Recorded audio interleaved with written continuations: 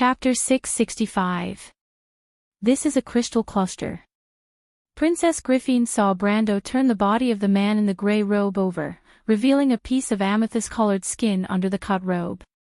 She looked up silently and saw that the cut at the neck of the body was like broken glass, the whole body was crystallized, and not a trace of blood seeped out.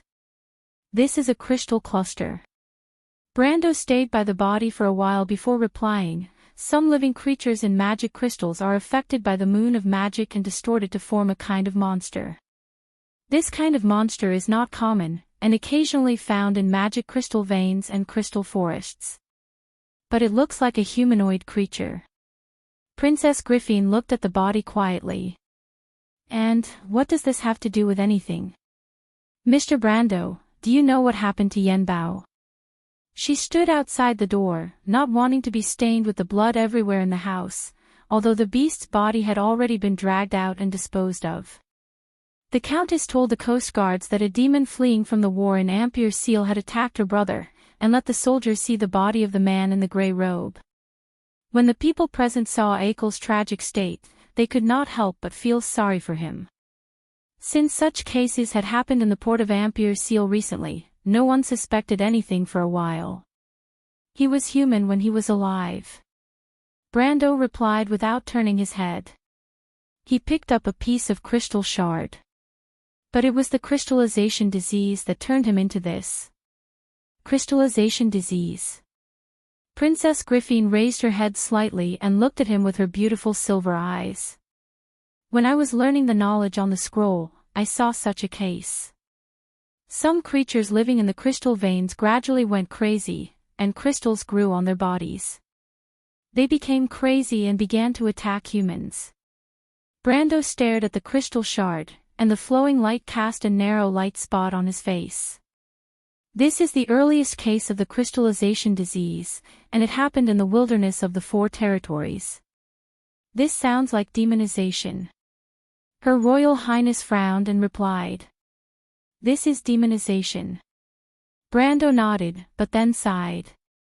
Because of the abundance of magic in crystal veins, it is easier to cause magic corrosion.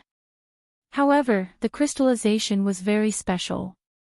No one knew why the crystal clusters existed. In theory, every species in Wonde had a continuous existence, but the history of the crystal clusters was a blank. We have done some research on them, but we still don't know what kind of background they have. Her Royal Highness naturally thought that Wheat was referring to the Black Tower wizards, but in fact, Brando subconsciously used a player's pronoun. In the Amber Sword, the plot fans naturally investigated the crystal cluster, but as Brando said, all the investigation lasted until the Age of Light, and then came to an abrupt end. Some people thought that there was a huge secret hidden in the crystal cluster, but more senior players asserted that before the official release of the history before the Age of Light, the origin of the crystal cluster could only be a mystery. However, it wasn't easy to track down the history of the Age of Light. The main source of information for the players was Buga's library, but the history of the Age of Light was beyond the reach of Buga's wizards. Where did the crystal clusters come from? Brando didn't care about this, he only cared about why they suddenly appeared in Erewhon. There were no relevant records in history at all. The history of the North seemed to be changing, and it seemed to have begun to deviate from the trajectory he knew. After listening to Brando's answer, Princess Griffin was silent for a while. But after a while, she asked again, but Dilfari also said that there is no crystal forest near Yen Bao. So that's what I'm puzzled about, Brando replied. Princess Griffin frowned uneasily. She looked at Brando and asked, why do you say that? Because I found similar traces on Akel's body. Some crystals grew on the back of his neck, but no one noticed it under the bloodstains. Brando turned back and looked at her. He replied with certainty, this can also explain why this guy suddenly became so crazy. The dark magic will release the evil in his heart. This is not an isolated case. There must be a crystal disease spreading near Yen Bao, and Baron Dahl may have been corrupted. The princess frowned deeper. How could this be? What do you think will happen to Yen Bao? What should we do? It's definitely not a good thing, and there's no other way for the time being. We can only keep it a secret from Miss Dilfery, at least until we solve the trouble in the north. Your Royal Highness, you also know the distance between Yenbao and Ampere Seal. We can't and don't have the ability to intervene in everything in Yenbao. Brando did not choose to reveal all the uneasiness in his heart, because some things were just guesses to him. Besides, he could not explain his foresight of the future. He paused and just reminded, besides, Your Royal Highness doesn't want anything to happen to Dilfery, right? Princess Griffin sighed faintly. When I was a child, Dilfery was my best friend. She didn't treat me like other people. I always treated her like my own sister. But when it came to it, I couldn't help her at all. If something happened to the Count, she would be heartbroken. I saw Count Yenbao once when I was a child. He was a good father. Dilfery must have loved him very much. The half-elf girl's tone was a little weak. Brando knew that she was thinking of her father, Oberth VII, who loved his daughter very much. It could be said that Princess Griffin once had a happy family. But before he could think of any words to comfort the princess, the latter had already become determined. Princess Griffin took a breath and replied. We have to quickly solve the chaos in the north, Mr. Brando. Brando was slightly stunned. He probably didn't expect the princess to recover so quickly. In fact, he was not good at politics, but fortunately, this was a historical issue. He thought for a moment and said, Your Royal Highness, the key to solving the chaos in the north is not us, but the Holy Cathedral of Fire. The Holy Cathedral of Fire wants to put pressure on us through the nobles in the north, but I think the people of Cruz obviously don't want to see a war. This is just another game between the two sides. Princess Griffin narrowed her eyes slightly. She looked particularly charming, but a cold light in her narrowed eyes showed that the princess understood something in her heart. Of course, she understood this point, but what made her angry was that the Holy Cathedral of Fire was obviously playing with fire. The nobles in the north were not dogs raised by the people of Cruz. On the contrary, they were a pack of wolves. These short-sighted beasts could destroy the balance of power at any time for a little bit of benefit. The people of Cruz arrogantly thought that they could control everything, but in fact, they could not control anyone. But she had to worry about this point. Endless compromise was impossible. Brando promised her that this time, there would not be any concessions to the nobles in the north. This was actually the princess' own idea. First, she would integrate the forces in the south that were close to the royal family of Covardo, and then use the power of thunder to make the whole north bow down. But what kind of price would she have to pay to get the Holy Cathedral to support her? Those hateful people of Cruz, they clearly needed stability in Erewhon, but they still wanted more benefits. Since the war in Ampere Seal, she had been thinking of ways to limit the influence of the Holy Cathedral in Erewhon. This was actually one of Brando's ideas, but the Holy Cathedral of Fire was obviously aware of this. She did not want to give in on this. But Princess Griffin suddenly remembered something. She looked up at Brando and said, Mr. Brando, can you wait for me here for a moment? What's wrong? Brando was stunned. Help me deal with things here, the princess replied. I want Count Janelesu to investigate this matter.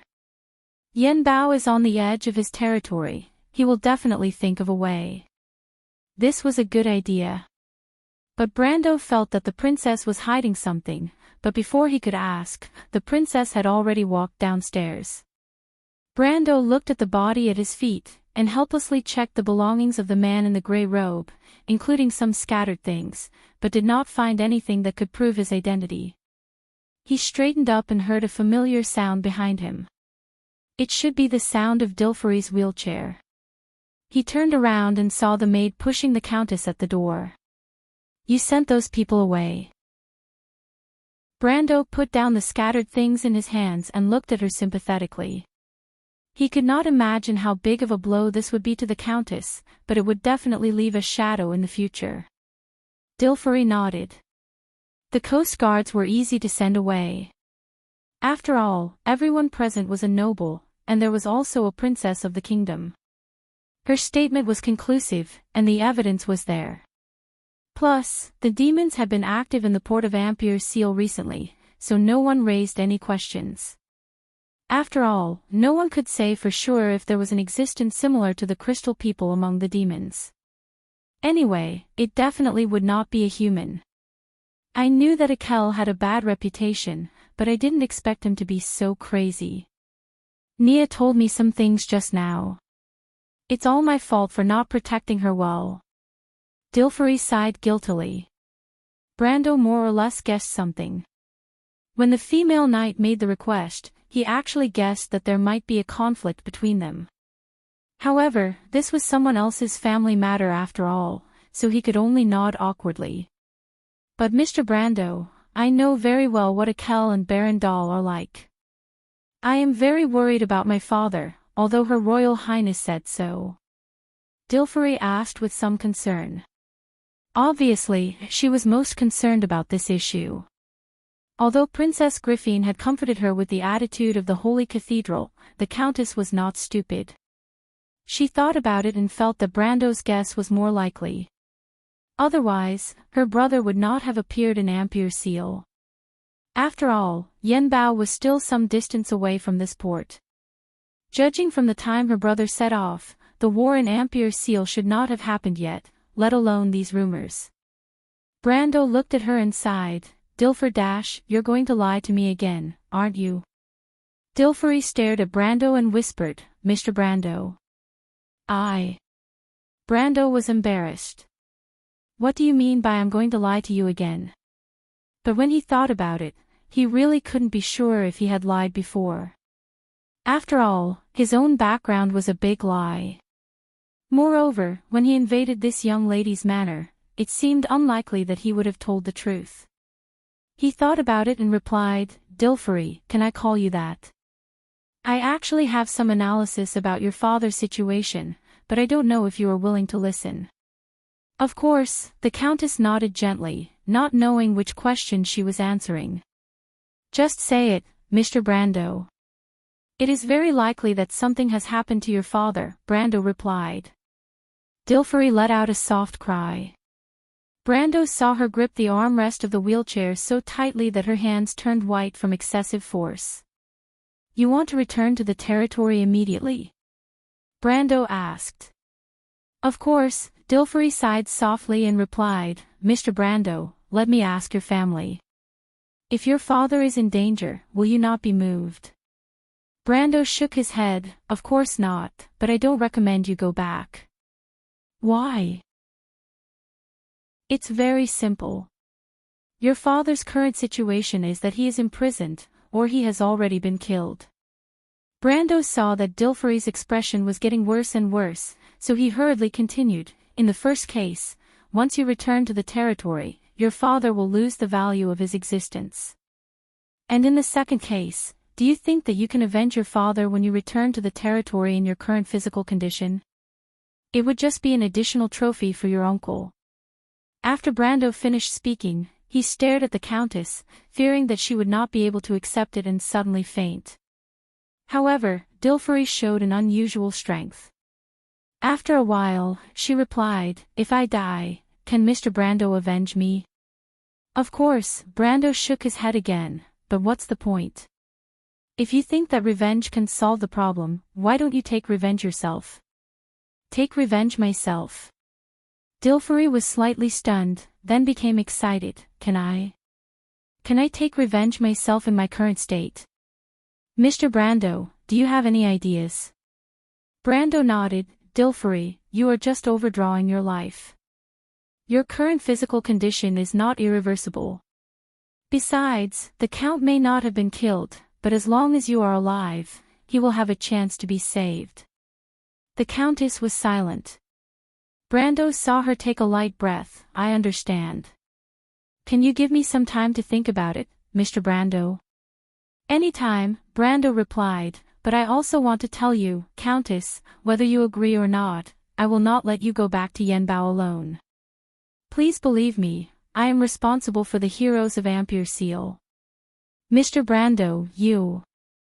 Dilfery did not know whether to laugh or cry. Thank you, Mr. Brando. You are too much. I have always been too much, Brando replied without blushing. It was at this time that he saw Princess Griffin coming back from outside. The princess seemed to have finished sending the message. She glanced at the two of them. Although she had heard their conversation, she did not express any opinions. Instead, she only said to Brando, "Mr. Brando, can you accompany me to meet someone?" "Meet someone, now?" Her Royal Highness nodded. Brando was stunned. He vaguely guessed that the person the princess wanted him to meet might have something to do with the situation in the north. At the moment, only this matter could move the princess's mind. Only by solving the problem in the north, whether it was Yenbao or the future of the kingdom, everything could be solved. Who? He asked. Archbishop Wood. Author's note, suddenly, Caven's block exploded. I feel like there's a million things to think about. After spending more than a day, I finally managed to sort out some ideas.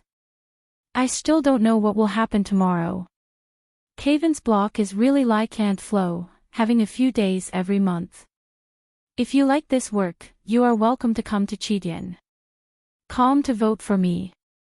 Your support is my biggest motivation. Chapter 666. The maid, Edessa, looked out of the balcony worriedly. The sky was blue, but under the veil of clouds, there seemed to be some kind of uneasy haze in the increasingly heavy harbor. In her eyes, the red roof stretched into the distance, and the magnificent buildings depicted a unique landscape in Pasha Road district. That was the ostentatious, exquisite, and comfortable taste of nobility. But the traces left by the storm were still there, and the broken branches in the courtyard seemed to be a bad omen. I'll get someone to clean them up. The people down there are too much, Edessa sighed and said softly. But rather than saying it to herself, it was more like a question.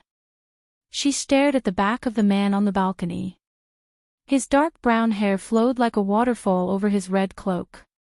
The edges of the cloak were trimmed with snow-white fur, and it hung down to the ground. Edessa, there's no need for that. I won't notice anyway. You know that. You don't have to be so careful, the man said, his voice as gentle as flowing water. He raised his head and took a deep breath. Do you feel it? This is the smell after the storm. The air is the cleanest at this time, as if the world is brand new. But actually, it's very dirty outside at this time of the year. There are branches broken by the wind, and tiles scraped off the roof, Edessa replied. For ordinary people, it's dangerous to go out at this time of the year. Hey, Edessa, if you don't tell me, I won't know. You're always like this. Is the world so worthless in your eyes? The man could not help but laugh bitterly. Edessa saw him sigh and felt a little uneasy, but she still replied, My task is to tell you what I see, Your Highness. The man smiled and did not answer. She suddenly saw a flock of white pigeons flying in a certain direction. It should be the square of Nusok Street. The maidservant stared blankly at the birds as they spread their wings and soared into the sky, but it was not because she suddenly wanted to be free. She turned around and looked at her master. She asked worriedly, Your Highness, it has been many days. Don't worry, the man replied. Edessa could hear that he was not so sure, but she knew her master's temper very well, so she did not say anything. Instead, she buried the uneasiness in her heart well. This was something she was used to. The room was silent for a while, and Edessa quietly watched the pigeons fly away. She suddenly remembered a story she had heard from the elders when she was a child. It was said that when the birds in the north migrated south, they would pass through the storm and fight against their fate day after day in the heavy rain and lightning. But was it really possible? She could not help but look at the figure. Outside the carriage, the bustling shops and shops formed a unique scenery of the port. Although the aura of war seemed to have just faded a little, the merchants had already filled Ampere's seal with prosperity and vitality. He opened the carriage door and carefully helped Amandina down from the carriage. This made Amandina a little embarrassed. As a servant, this should be her job. And not to let the lord. Next was the merchant girl. The Roman jumped from the carriage into Brando's arms. Then the merchant girl giggled, causing Brando to pinch her tender cheeks. Ah! The Roman's little eyebrows immediately raised. Brando raised his head and looked at the carriage on the other side of the square. The curtain of the carriage was slightly lifted, and the half-elf girl watched them from behind, then nodded slightly to him. Although the princess was eager to find a way to calm the chaos in the north as soon as possible, the meeting with Archbishop Wood was delayed until the next day. Ampere's seal was currently full of forces from all sides. But in the end, it was still the princess who had the upper hand, followed by the Holy Cathedral and the nobles in the north. The Holy Cathedral was supposed to be strong, but after this well-known mistake, they had to temporarily hide under the table. As the person ultimately responsible for this incident, Wood was no longer the number one person of the Holy Cathedral of Fire in the port of Ampere's seal. After he left the position of Archbishop, the Holy Cathedral had already decided on a new candidate. The new Archbishop, Gladys, was not well known in the Holy Cathedral, but Brando was very familiar with this neutral party. He was a good man, and in the future, this person served as the Archbishop in the Duchy of Antiburo. He had always called for the Holy Cathedral to maintain a fair and neutral attitude. The Holy Cathedral sending this person to Ampere's seal also showed the change in the attitude of the Cruz people towards the north and south. The new Archbishop would not arrive at the port until at least the middle of the year, so Wood was still taking care of some of the daily affairs of the Archbishop. Yesterday, when the princess took him to meet Wood, the acting Archbishop, he did not expect the latter to go out of the city to appease the people of the parish. It was not until early the next morning that the Archbishop's invitation was sent to the two of them by the servants. This time, Brando brought Amandina, but the merchant lady also clamored to go. For some reason, mainly the young lady's performance in the last battle, coupled with a series of discussions on the ownership of the Titan's wreckage, and the key role of the Roman as the actual operator, the name of the young lady had long been known in the port, so it was not very shocking for Brando to bring her along. Of course, the most important thing was that Brando knew that he would never be able to defeat the shameless merchant lady. Princess Griffin, on the other hand, brought her brother along. The four carriages soon met in the central square, and at the princess's invitation, Brando and Amandina changed carriages. The three of them squeezed into the princess's carriage, which was painted with lily and crescent emblems. At first glance, Brando saw the young Prince Haruz sitting next to the princess. The historical Prince Haruz sat quietly next to his sister, just like Brando's impression of him a few years later. He was still a quiet and weak young man, or rather, a child. Both of his hands were cramped on his knees, his head was lowered, and the soft hair on his forehead almost fell to the collar on his chest. If it were not for the white shirt with the royal coat of arms and the lion-patterned sword, it would be hard to believe at first glance that this was the future king of Erewhon. Seeing her brother like this, Griffin could not help but sigh. In her opinion, Brando was bound to occupy an important position in the kingdom in the future. She originally wanted her brother to build a good relationship with the kingdom's important minister first. In fact, she even hoped that Brando could become Haruz's teacher. This was not a fantasy. With Brando's current strength, he was fully qualified to take on this position. If he still needed to be modest, then no one in Erewhon except for an old monster from the Renaissance era like Tumen could say that they were qualified to teach this prince. But Griffin also knew that with her brother's performance, it would be difficult for him to enter the eyes of this knight. After all, the status of teacher and student were complementary. In her opinion, Brando did not need a royal student to show his status, but he was not willing to teach a good-for-nothing student to discredit himself. Of course, some people might covet this position because they wanted to curry favor with the royal family. Griffin was used to such cases. Oberwe was willing to teach her swordsmanship back then, partly because the world knew that Oberg VII doted on his daughter. But unfortunately, not everyone was a wolf knight, and not everyone was Brando. Griffin thought of this and could only sigh faintly. But what she did not expect was that when she felt that things were a little hopeless, Brando, who was sitting quietly on the side, was very interested in the little prince. He sat next to Amandina, who did not speak for a while. Amandina was curiously opening the drawer on the side of the carriage to look for snacks. Obviously, it was not the first time she had ridden in Griffin's carriage. In short, no one in the carriage started a conversation for a while. Taking advantage of this short silence, Brando carefully looked at the future king of Erewhon sitting opposite him. To be honest, this was the first time he had seen the little prince in this life, and even in his previous life, he and the prince had only met a few times. Although he had been in contact with the upper circle of the kingdom during the last period of Erewhon's resurgence, he had never been familiar with the prince. Of course, nominally, Harush should have been the king of Erewhon at that time.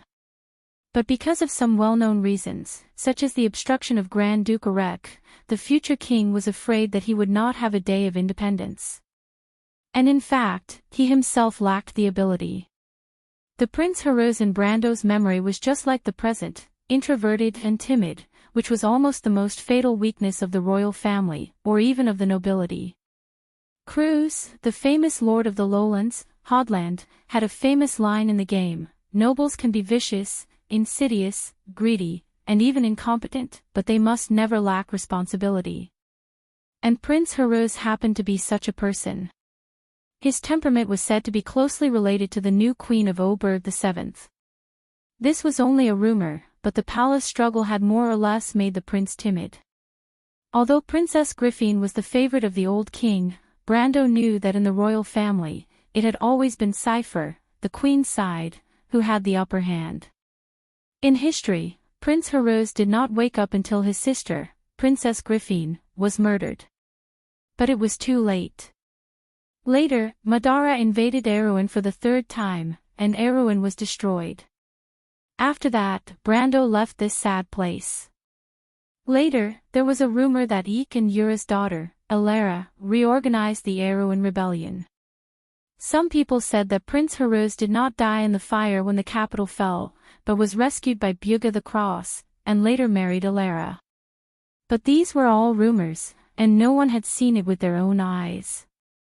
Not to mention Brando, who was far away in Saint Tossol at that time. But history did not make Brando despise the prince. On the contrary, it only deepened his curiosity. He had read an article on the internet, by a Erewhon netizen who introduced the prince. It was said that although Prince Haruz was shy and introverted, he was actually very outstanding in many aspects, especially in learning magic and swordsmanship. The article even hinted that the prince might be a chosen one. Of course, this was just a one-sided story for Brando. But it did not prevent him from finding out the truth. As far as he knew, Prince Haruz had been learning swordsmanship under the guidance of Princess Griffin since he was a child, but it was said that it had not been effective, which also made the princess very desperate. So where did the argument in the article come from? Or was it just to attract attention? Brando looked at Prince Haruz's hands, which were as white and slender as a woman's. He could not help but shake his head. This was not a pair of hands that had been using swords all year round, let alone the hands of a person with outstanding swordsmanship. As everyone knew, any talent came from hard training. Even a genius swordsman like Bugha was the fruit of countless hours of training. There was no such thing as a free lunch in this world. Of course, Brando knew that his case was an exception, but he did not think that Prince Haruz was a transmigrator like himself. But did the little prince in history hate swordsmanship, or was he not good at swordsmanship? Which side was right? Brando sat in the carriage, but Haruz seemed to notice his gaze and retracted his hand in fear. "What's wrong?" The princess immediately realized her brother's abnormality and asked with some displeasure. The education of the royal family required their descendants to maintain a minimum appearance under any circumstances, and Hero's behavior today was obviously a bit too much. She knew that her brother had always been introverted and afraid of strangers, but such a helpless look was too much. In particular, she did not want Heroes to leave the impression in front of Brando that everyone could be bullied. Seeing his sister become serious, Heroes was startled and stammered, "No, nothing, sister. Your Highness, the little prince is only 10 years old this year, right? At this age, it seems too early to learn magic." Brando suddenly narrowed his eyes and said, "The nobles often let their children follow some famous court wizards to learn magic and knowledge, such as the chief court wizard Fleetwood, who died in the Battle of Ampere Seal, to Princess Griffin, and Garlock to the king's eldest son's other sisters. But in fact, all Wone's magic eventually involved the extraction of the power in the Sea of Magic. Although the purpose was to weave the law, the dark magic would more or less affect the spellcaster, so most wizards were physically weaker. For the same reason, although most wizard apprentices began to learn related knowledge at the age of 4 or 5, they generally began to learn magic when they were adults. Or at least until the age of 13. But Brando found something interesting in Heroes. He was almost certain that this young prince had practiced black magic before. Author's note: I've written a chapter while I'm stuck, so I'm feeling better now, sob sob. If you like this work, you are welcome to come to Chidien.com to vote for me. Your support is my biggest motivation. Chapter 667. When the carriage's wheels rolled over the gap between the stone slabs, the carriage vibrated slightly and made a continuous rutting sound. The carriage shook slightly, but it was quiet for a moment. Princess Griffin seemed to understand Brando's question. Her silver-gray eyes showed a trace of doubt. Magic? Mr. Brando, Heroes hasn't started to practice magic yet. I intend to let him mature before I consider it. Besides, Heroes is a member of the royal family. In fact, I don't intend to let him get too close to the wizards. This was a tradition in the world of Woned. Nobles often let their children practice magic, but there were few similar situations in the royal family. Magic was related to mysterious and unknown forces, and as the heir to the throne, it was necessary to stay away from unpredictable dangers as much as possible. Even in those great noble families, the eldest son was rarely born as a wizard. Even for Princess Griffin, Fleetwood was only her teacher in occultism, wizard etiquette, and history. Is that so? Brando stared at the magic triangle between Hero's thumb and index finger. The sides of the magic triangle were smooth and almost transparent. This was a sign that there was at least one magic reaction, but it did not form a stable law like the first time he put on the Ring of the Wind. In Brando's memory, there was only one kind of spell that could cause such a change, and that was black magic. Is there a problem, Mr. Brando? Princess Griffin frowned and glanced at her brother. Heroes lowered his head in fear and put his hands between his knees. But Brando said flatly, "No, I just feel that His Highness' hands are more like a wizard's than a swordsman's. Most nobles have already started to practice swordsmanship when they are his age, right?" As he spoke, he saw His Highness Heroes look up at him in surprise. Brando saw that Princess Griffin was not paying attention, so he winked at the young prince. The latter quickly lowered his head, as if afraid of being noticed by his sister. The princess did not notice this, and she felt a little embarrassed. Heroes had indeed started practicing swordsmanship at a very early age.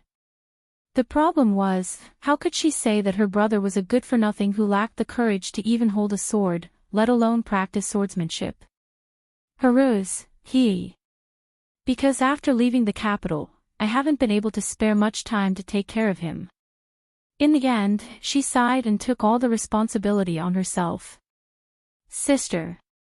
Heroes said weakly. Shut up, Princess Griffin suddenly said sternly. You have your own reasons for this. You should reflect on it. Brando looked at the siblings and couldn't help but laugh. He thought that perhaps the princess had something to do with the little prince's cowardly side, because compared to the average sister, Princess Griffin was too strong. After being reprimanded by his sister, Heruz obediently lowered his head and stopped talking, like a shivering little animal curled up. But Brando asked even though he already knew the answer. There's also Lord Oberway and Lord Makarov, right? If I remember correctly, they are all famous swordsmen in the kingdom. He suddenly noticed that Roman was feeding a white cat with a biscuit. The white cat was sitting on her lap, and he did not even notice when it appeared. He only saw it with its head held high, and its golden eyes narrowed as it looked at him. Amandina noticed her lord's gaze, and she turned her head and curiously reached out to stroke the cat's head. Brando saw the cat squinting its eyes comfortably, and only then did he turn his head back. The princess obviously also noticed this scene, but she did not realize the purpose of Brando's question. Instead, she replied, "They have all taught Heruz before, but Heruz's talent in swordsmanship." The half-elf girl showed a disappointed expression, but also a little helpless. Since a long time ago, the nobles had to lead their people into battle to defend against the invasion of monsters. The strength of the nobles themselves meant that they did not have the ability to protect those who relied on them. Although with the further expansion of the borders of civilization, the era of peace began to extend, and the symbolic meaning of the noble swordsmanship was far greater than its practical significance. But as the heir to the throne, if he was a useless person, it would more or less affect his prestige in the eyes of his subjects.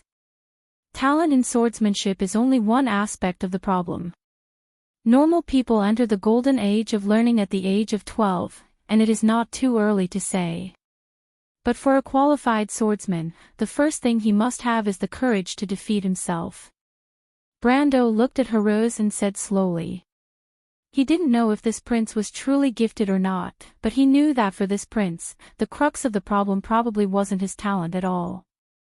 It was courage. Princess Griffin looked at him in surprise. Of course, the princess understood the meaning behind Brando's words. "Mr. Brando, what do you mean?" She was already a little desperate. Oberway had taught Heruz swordsmanship for a period of time. Although the Wolf Knight was patient, he could not give Heruz the courage to face his sword. Brando nodded. This was also his original idea. In his vision, a kingdom like Erewhon's would eventually move toward a political system similar to the aristocratic parliament of Cruz around the Second Era. It seemed that the princess was also aware of this. But before that, Erewhon was the king who overachieved this change. At least he did not want to see a coward who was at the mercy of others. Moreover, if the players on the forums weren't mistaken, Heruz should have become an outstanding lord. "Your Highness, do you also want me to be Prince Heruz's teacher?" He thought for a moment and asked, "But I don't have much experience, and I can't guarantee that I can teach His Highness anything."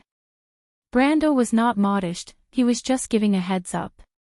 Before him, Oberway and Fleetwood were the teachers of the young prince. Brendel believed that he wasn't much better than the best of the best in this era except for his ability to foresee the future.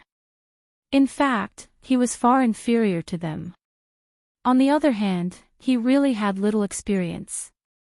However, he was more inclined to experiment with the little prince. The worst result would not bring any negative impact, but if it succeeded, the harvest would be too great. What's more, building a good relationship with the future king, whether it's with Heruz or Her Royal Highness, would gain a higher reputation. Brendel knew very well how much Her Royal Highness cared about her brother. Princess Griffin's idea was completely different from Brando's. The inheritance of Sword St. Darius alone was enough for Brando to become the prince's teacher. She knew that there was a huge network behind it, not to mention that Brando himself was also outstanding in swordsmanship and knowledgeable. She took a light breath, and sure enough, her impression of Brendel had deepened. She managed to suppress the surprise in her heart and immediately said to her younger brother beside her, "Heruz, quickly greet your teacher." But Herose raised his head and looked at Brando with some fear, then turned back and said, "Sister." He was obviously still worried that Brando had exposed his secret. Princess Griffin did not expect her brother's inner world at all. She frowned like a strict mother and said, "Herose, Mr. Brando is the descendant of Sword Saint Darius. Even Mr. Buga is not as good as him in swordsmanship, not to mention that Mr. Brando is so knowledgeable that even Master Fleetwood and Lord Garlock have praised him. As your teacher, what are you dissatisfied with?" Her tone became more and more severe, which startled Herose. The little prince reluctantly lowered his head to Brando and whispered, "Teacher." His voice was weak and soft like a lamb, which made Brando not know whether to laugh or cry. He could clearly see that although the prince's attitude was respectful, but at this moment, not to mention himself, even a pig under the princess's coercion would obediently call her teacher. Fortunately, he was not in a hurry. Herose was just a weak child after all. If he could not even deal with a child after 2 lifetimes, then he should go home and plant sweet potatoes. Not to mention that he still had something on the prince. Thinking of this, Brando could not help but smile and shake his head. Next, the two exchanged swords according to the etiquette of the world of Wonde. Of course, this was just a ceremony. The process was that Herose first took off his sword and handed it to Brando. Then Brando turned the sword around and gave it to the prince. In ancient times, this process symbolized the teacher giving knowledge and a sharp sword to the student, but now this ceremony had become a ceremonial form. After completing this formal ceremony, Brando had a teacher-student relationship to Prince Herose. In fact, as a player, Brando had heard of the existence of this ceremony, but he did not know the details. Generally speaking, teachers would teach students for a certain period of observation, and the ceremony would be officially held only when they were satisfied. So of course, he did not know that Her Royal Highness was in a hurry to let Herose carry out this ceremony because she had a little trick up her sleeve. In Wonde, once the teacher-student relationship was established, it was not so easy to remove it. But fortunately, Brando did not care about this. If Princess Griffin knew that her Mr. Knight in front of her only wanted to use her brother as an experiment, she would probably stab him to death in this carriage. Unfortunately, both of them had their own little plans and did not notice the other's conspiracy for a while. The carriage soon arrived at its destination, the gate of a manor located in the Pasha Road area. Because the reconstruction of the Anderla Cathedral was far from complete, Archbishop would have been temporarily staying here for the time being. Princess Griffin and Brando both heard that this place should have belonged to House Cypher and Ampere Seal before, but neither of them were petty people and did not particularly care about it. The carriage stopped at the gate of the courtyard. Apparently, Wood had long been prepared to welcome the arrival of Her Royal Highness. Soon, a servant opened the way for them and led everyone into the courtyard. As soon as they got out of the carriage, Amandina hurriedly pulled the Roman to the front, and Her Royal Highness also took a step ahead, leaving only Brando and Prince Herose at the back. This was actually a tradition, and Her Royal Highness understood that as a teacher, Brando must have something to say to his new student. But what she admired was that Brando's assistant was so smart and capable that she reacted one step ahead of her. The etiquette of these upper-class nobles was not well understood by the average person. Even in half of the noble families, very few people paid attention to it. Thinking of this, she could not help but look at Amandina a few more times. On the other hand, Brando did have something to say to Herose. But as soon as he got out of the carriage, he saw Prince Herose walking alone at least 2 or 3 meters away from him, as if he was a scourge. But the little prince still understood basic etiquette and did not dare to overstep, walking side by side with him. Brando looked at the prince walking with his head down with some amusement. Of course, he knew what the other party was afraid of, Your Highness Herose. Herose was startled and looked up at him. How? Teacher, Her Royal Highness still doesn't know. Brando asked. Herose's face turned white. Teacher. Who taught you? Brando asked. He was, of course, talking about the little prince's practice of black magic. He did not mention it in front of Her Royal Highness at the time, 1, because he wanted to leave something to be used against him, and 2, because he did not want things to get out of hand. It was, of course, a matter of course in Madara for the crown prince of a country to practice black magic. But in Erewhon, a kingdom ruled by the Holy Cathedral of Fire, it was a big deal. Brando's first thought was a conspiracy, but he did not rule out other possibilities. First, he needed to get an answer from Heroes. But Heroes shook his head vigorously. No, no one taught me. Of course, this did not sound like the truth. However, Brando was puzzled to see that the little prince's face was red, and it did not look like he was lying. He was slightly startled, wondering if it was really as he had expected. He asked curiously, "What the hell is going on, Heroes? Now that I am your teacher, you must answer my questions truthfully. I can promise not to tell your sister." This sentence obviously had a magical effect on Heroes. The boy raised his head and glanced at Brando weakly, as if he was a little skeptical, but in the end, he mustered up the courage to ask, "Really?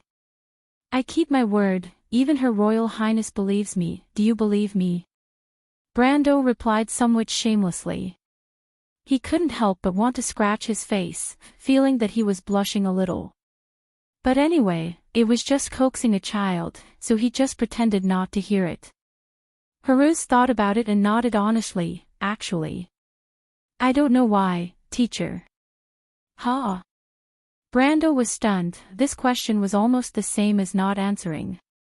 But he heard some clues and hurriedly asked, "You don't know why, what's going on?"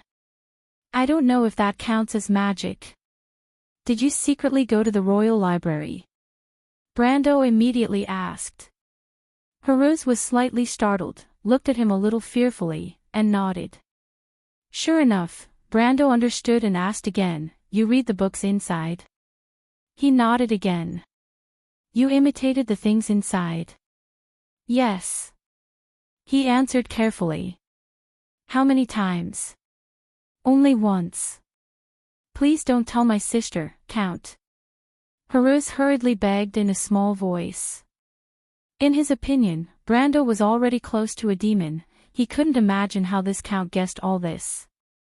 He had accidentally entered one of those forbidden areas before leaving the royal city, and it was only that one time. And he thought that no one knew about it. He couldn't help but look at Brando with some fear. Brando also looked at his new student. He could already be sure that some of the things said on the forum might be true.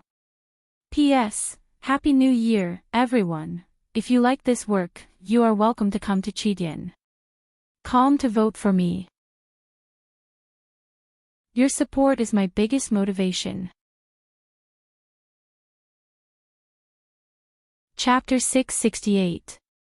Lord Archbishop. Edessa walked through a corridor and saw the former Archbishop of Ampere-Seal holding a pair of scissors and trimming the flowers in the courtyard.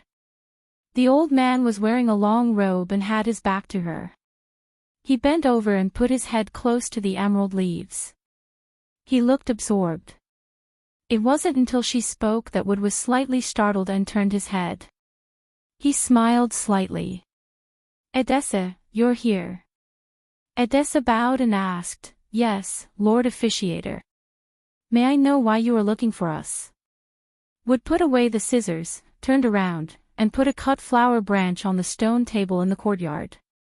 Edessa saw his silver-gray eyebrows stretch and said to her, "Go and call your master. Tell him that if he wants to see that person, it's today."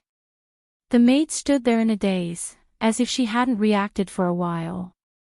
But after a while, there was a glimmer of surprise in her eyes. "Lord Archbishop, you don't have to thank me on behalf of your master, Edessa." Wood waved his hand. "I didn't promise you anything. He fought for this opportunity himself. But whether you can persuade Her Royal Highness and that person, I'm afraid it will ultimately depend on your own efforts. Only you will give us a chance, Lord Archbishop." "Then hurry up and get ready," Wood replied. Edessa nodded hurriedly. She bowed sincerely to the former Archbishop of Ampere-Seal and then retreated. Wood watched her leave the courtyard and disappear at the other end of the corridor. The old man sighed and picked up the scissors again, but it was at this time that the sound of rustling footsteps came from the other side of the corridor. He was slightly startled and stopped what he was doing again. The attendant led Brando and the princess through the corridor. The sunlight penetrated through the neatly trimmed walls of flowers and trees outside, leaving a zebra-like light pattern on the floor of the corridor. "Mr. Brando, please take care of Heureuse." Her Royal Highness saw Brando and her brother coming back from behind. She glanced at the silent Heureuse and said softly. Brando also glanced at the little prince. In fact, Heureuse was secretly looking at him. His dark gray eyes, which were different from his sister's, were full of anxiety and some pleading. Brando couldn't help but feel a little amused. In fact, he didn't say much. He just promised to keep it a secret for the little prince. Of course, he would keep it a secret, but not this. He knew that the real secret was that the little Prince of Erewhon might have some extraordinary talent, as described in the article on the forum in his previous life. Of silver, of such talent. But now was not the time to make this secret public. On one hand, he did not want Heureuse to become arrogant because of this, and on the other hand, he wanted to protect the little crown prince of Awen. In response to the princess's question, he lightly nodded. There was a slight light in front of them. They had reached the end of the fence surrounded by holly trees. The attendant took them around the corner of the cloister, and then Brando saw the former Archbishop of Ampere-Seal. In his eyes, Wood looked a lot thinner than he did half a month ago, but he was also much calmer. The old man seemed to have been waiting for them for a long time. When he saw them appear, he immediately smiled and said, "Princess Griffin, Mr. Brando, you two are here." Then he looked back again, "Miss Amandina, Miss Roman, His Royal Highness, everyone is well." Amandina nodded politely, and the little Roman on her side waved at the Archbishop. Only Prince Heureuse stood a little timidly behind everyone. Princess Griffin looked at her brother and sighed. She bowed slightly to Wood. "Archbishop," Her Royal Highness raised her head and said straightforwardly, "We are here for the situation in the north." Wood was stunned, and then he reacted. The Princess of Erewhon was so straightforward and showed a posture of not caring about the cost. She obviously wanted to tell him that she did not intend to compromise on this issue. Princess Griffin's attitude was not beyond his expectations, but it was because of this that he could not help but sigh. He understood the toughness of the princess from the beginning, but the Holy Cathedral of Fire thought that victory was in their hands. They did not expect to end up in such a huge trouble. Although the Holy Cathedral had given in many times on the issue of Erewhon, today was obviously the final highlight. If the princess could solve the problem in the north in one fell swoop, then the unification and even revival of Erewhon would only be a matter of time. Cruz was not happy to see a revived Erewhon, but there was no core conflict between the two after all. Compared with the Eagle Empire, Erewhon was just a small kingdom in a corner. The same was true for Wood. Compared with Cruz, he was first and foremost a faithful believer in the way of the Holy Cathedral of Fire, so he once advocated the neutral attitude of the Holy Cathedral. Although until this attitude could not be maintained, he would still support all the actions of the Holy Cathedral of Fire. It turned out that the measures taken were wrong. But the former Archbishop of Ampere-Seal now had to consider how to repair the losses caused by these mistakes, rather than questioning the course of action of the Holy Cathedral. He thought for a moment and did not speak. Brando on the side replied, "Archbishop, Erewhon is Erewhon who believes in the doctrine of the Holy Cathedral of Fire after all. The Holy War is imminent, and presumably the Holy Cathedral does not want to see its allies fall into civil strife. If there is Erewhon, then the Holy Cathedral of Earth and Madara will not be a problem for Cruz." Wood was stunned. His gaze immediately turned to Brando. This was the fourth time he had seen this young man, and it was this young man who had brought great trouble to the Holy Cathedral of Fire. However, Wood did not have any hatred for Brando. Instead, he admired him. "You mean the Holy Cathedral of Earth and Madara?" He raised his eyebrows and asked, "Mr. Brando, I heard that you were one of the first people to escape from Butchie and experience that war. Don't you think that saying this is because of your prejudice against the Black Rose of Brahmanto?" Brando smiled in his heart.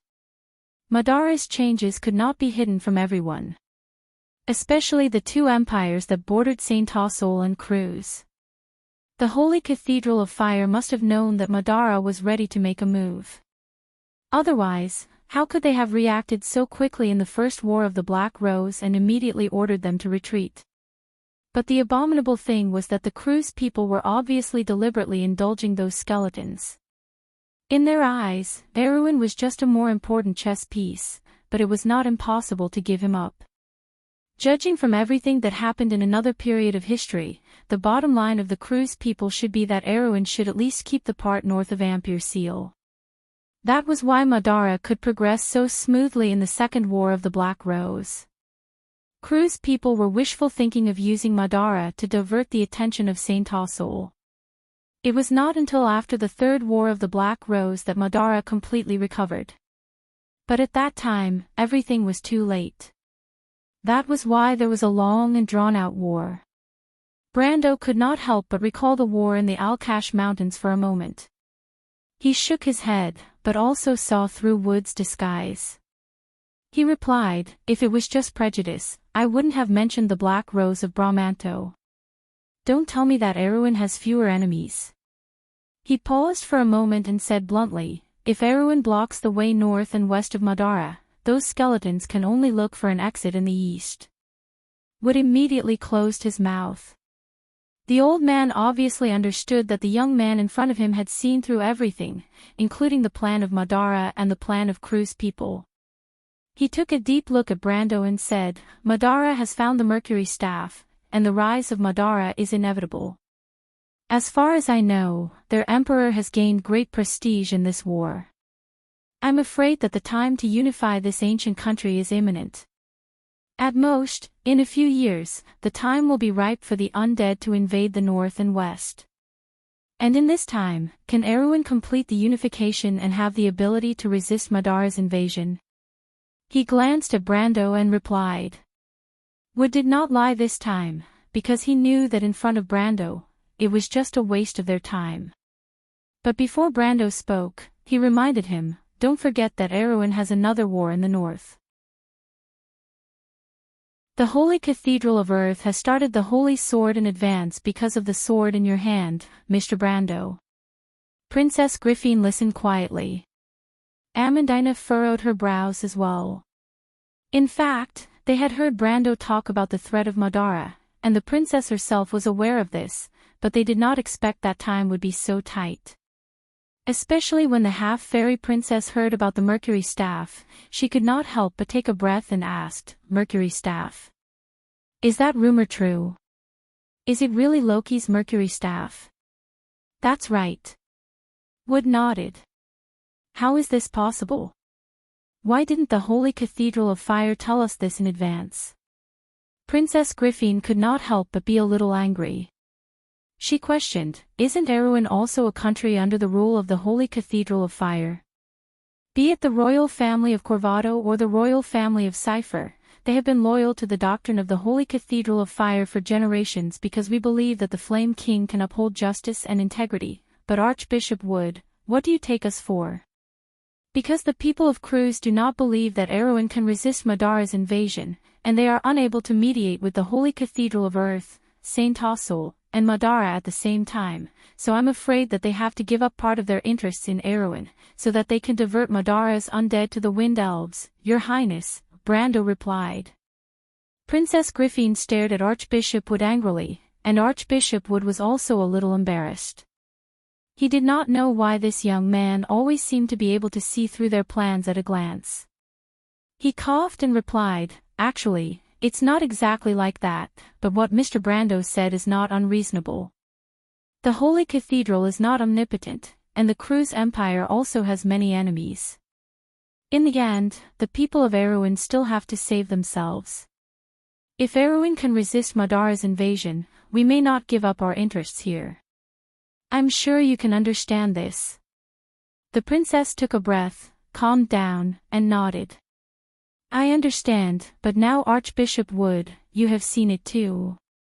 The people of Erwin have such a wish. Does the Holy Cathedral of Fire not support this?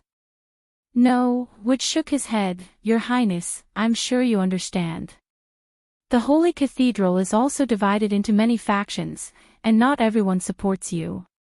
Whether you can get the support of others depends on how you plan to solve this problem. There are many deep-rooted aristocratic forces in the north of Erwin, and you can't expect them to sit still and wait for death. But the problem now is not that I expect them to sit still and wait for death, but that they want me to sit still and wait for death.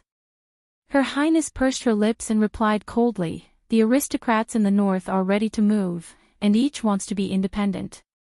On this issue, I will never compromise with them. If they want a war, I can only give them a war.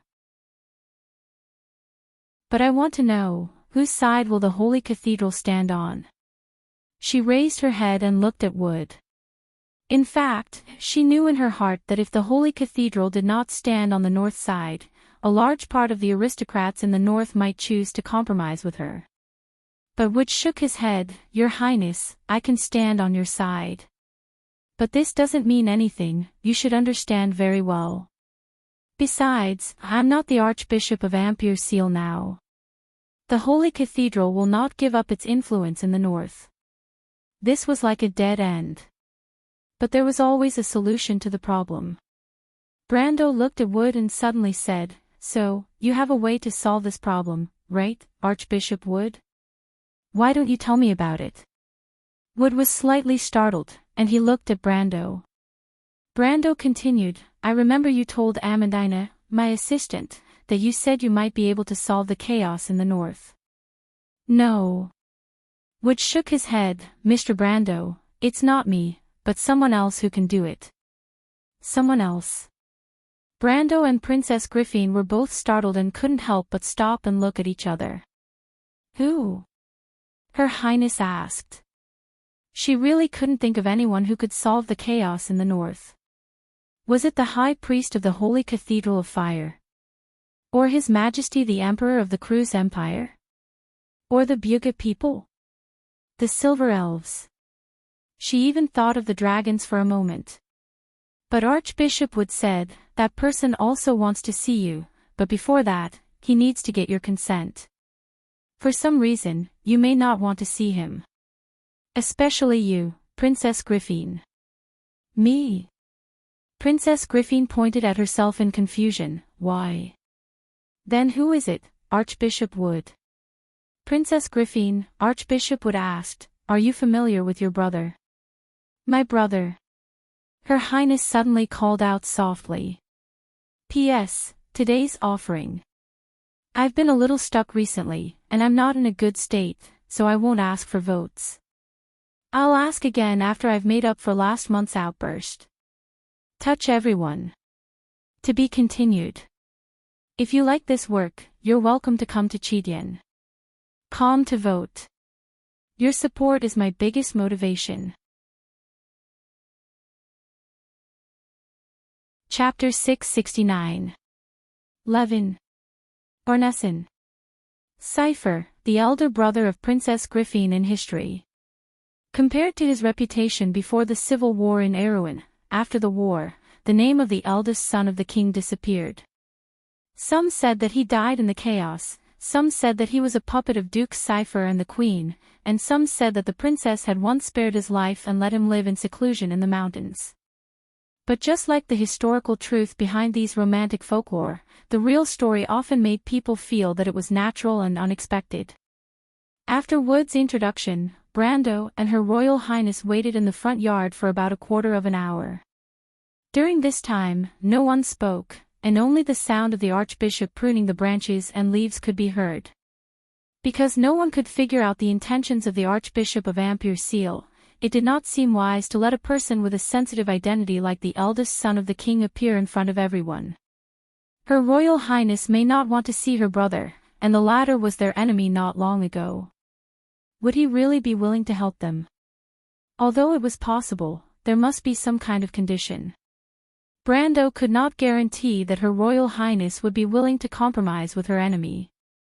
But after a while, he heard light footsteps coming from behind the wall of holly trees. Everyone turned around and saw a maid leading a noble youth around the wall of leaves decorated with shrubs, appearing in front of him and Her Royal Highness. Although he had never seen him before, Brando immediately realized that this might be the prince in history. The other party's attire could be said to be not gorgeous, a simple military uniform, lavender, with a long cape that hung down to the green meadow and blended into the afternoon sun. He looked like a knight with a certain amount of assets in Bragg's, Magedon, or Fort Kirkle, rather than an arrogant crown prince. The young man had a sword hanging from his waist, but it was not an exquisite shelf. It was a real cavalry sword, and the leather on the hilt was so worn that it did not seem to be a royal item. But it was not easy to judge that the owner of the sword was a master swordsman, because there was a pair of tightly closed eyes on that calm face. Long eyelashes drooped softly, as if the person was asleep or perhaps blind. His Royal Highness was very handsome, even dignified, but he was blind. A blind person obviously could not practice swordsmanship, and it was hard to imagine that he would be involved in a series of complex conspiracies, let alone become the King of Erewhon. Brando could not help but glance at Her Royal Highness beside him, and the princess looked very surprised. A trace of hesitation flashed in her eyes, but she still asked, "Brother Levin, your eyes?" Her tone was a little hesitant and surprised. "It's just a small matter, don't mind it, Griffin." Prince Levin didn't seem to mind and smiled indifferently, but after losing my eyes, I can see more widely, and people are often deceived by everything they see. He added, "Griffin, after Winter Castle, we haven't seen each other for nearly 10 years. You should be 17 years old this year, and you must be much taller and more beautiful than then. Recently, I have often heard people talk about you." His tone was very casual, as if he was really talking to his sister, not an enemy. Although, in a sense, his awkward identity today was caused by this little sister of his. Princess Griffin was silent for a moment, then said, "That's all in the past, brother. You have done a lot of wrong this time. The kingdom, father, the people, everyone will not forgive you, and everything will eventually be on the right track. I will not shirk my responsibility, but as a son, I must support my mother. Even now, she has failed, Duke Cypher has been defeated and died, and I have become a prisoner. Griffin, you must think that I am resentful, but that is not the case. I am not here today to ask for forgiveness, I hope you understand that. No matter how the situation changes, I am still a member of the royal family of Erewhon." Levin lowered his eyelids and smiled. "Then you mean?" Princess Griffin was slightly startled, and she looked at Brando with a little doubt. Brando also frowned, guessing the prince's intentions. He pondered about the historical Levin. Ornesson. What kind of person was Cypher? There were all kinds of rumors about him, but there were very few positive descriptions of the prince. At least before this, he had never known that the prince was blind, and it did not seem like he had recently lost his sight. What kind of character did such a prince have? Was he headstrong and self-opinionated, or was he a man of great talent and strategy? All the legends in history did not count. At least from the other party's current performance, the prince was obviously not a simple guy. And it was hard to say whether the other party was involved in the conspiracy between Duke Cypher and the Queen. But in any case, the other party's identity was very sensitive at this time. He was the only son of the Queen and Oberth VII, the only qualified successor of House Cypher. Presumably, the other party should also understand this. What else could the other party's purpose be other than a deal? But the key was the content of the deal. What did the prince's eldest son want? If he wanted to inherit House Cypher again, such an idea was a bit too naive. But since the prince's eldest son said that he did not expect to be forgiven, then presumably he would not make such a naive request. Brando raised his head. At this time, the maid beside Levin whispered something to the prince. He saw the prince turn his head and smile at him. Is this Mr. Brando? I have heard of your deeds. Your performance in the Battle of Ampere Seal is already worthy of being a hero. Even the late King Eric was no better. Brando glanced at Princess Griffine and saw that there was not the slightest displeasure on the half-elf girl's face. Instead, there was a look of approval. He turned his head and replied calmly, Your Royal Highness is too kind.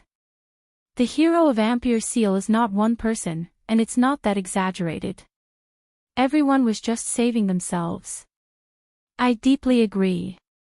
It is precisely because they know how to save themselves and struggle that civilization has continued to this day.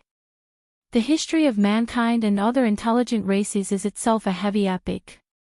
The appearance of thousands of heroes is not accidental, but a necessity. Levin smiled and nodded, which made Brando inadvertently notice that the prince had long, shining dark black hair that draped over his shoulders like a waterfall.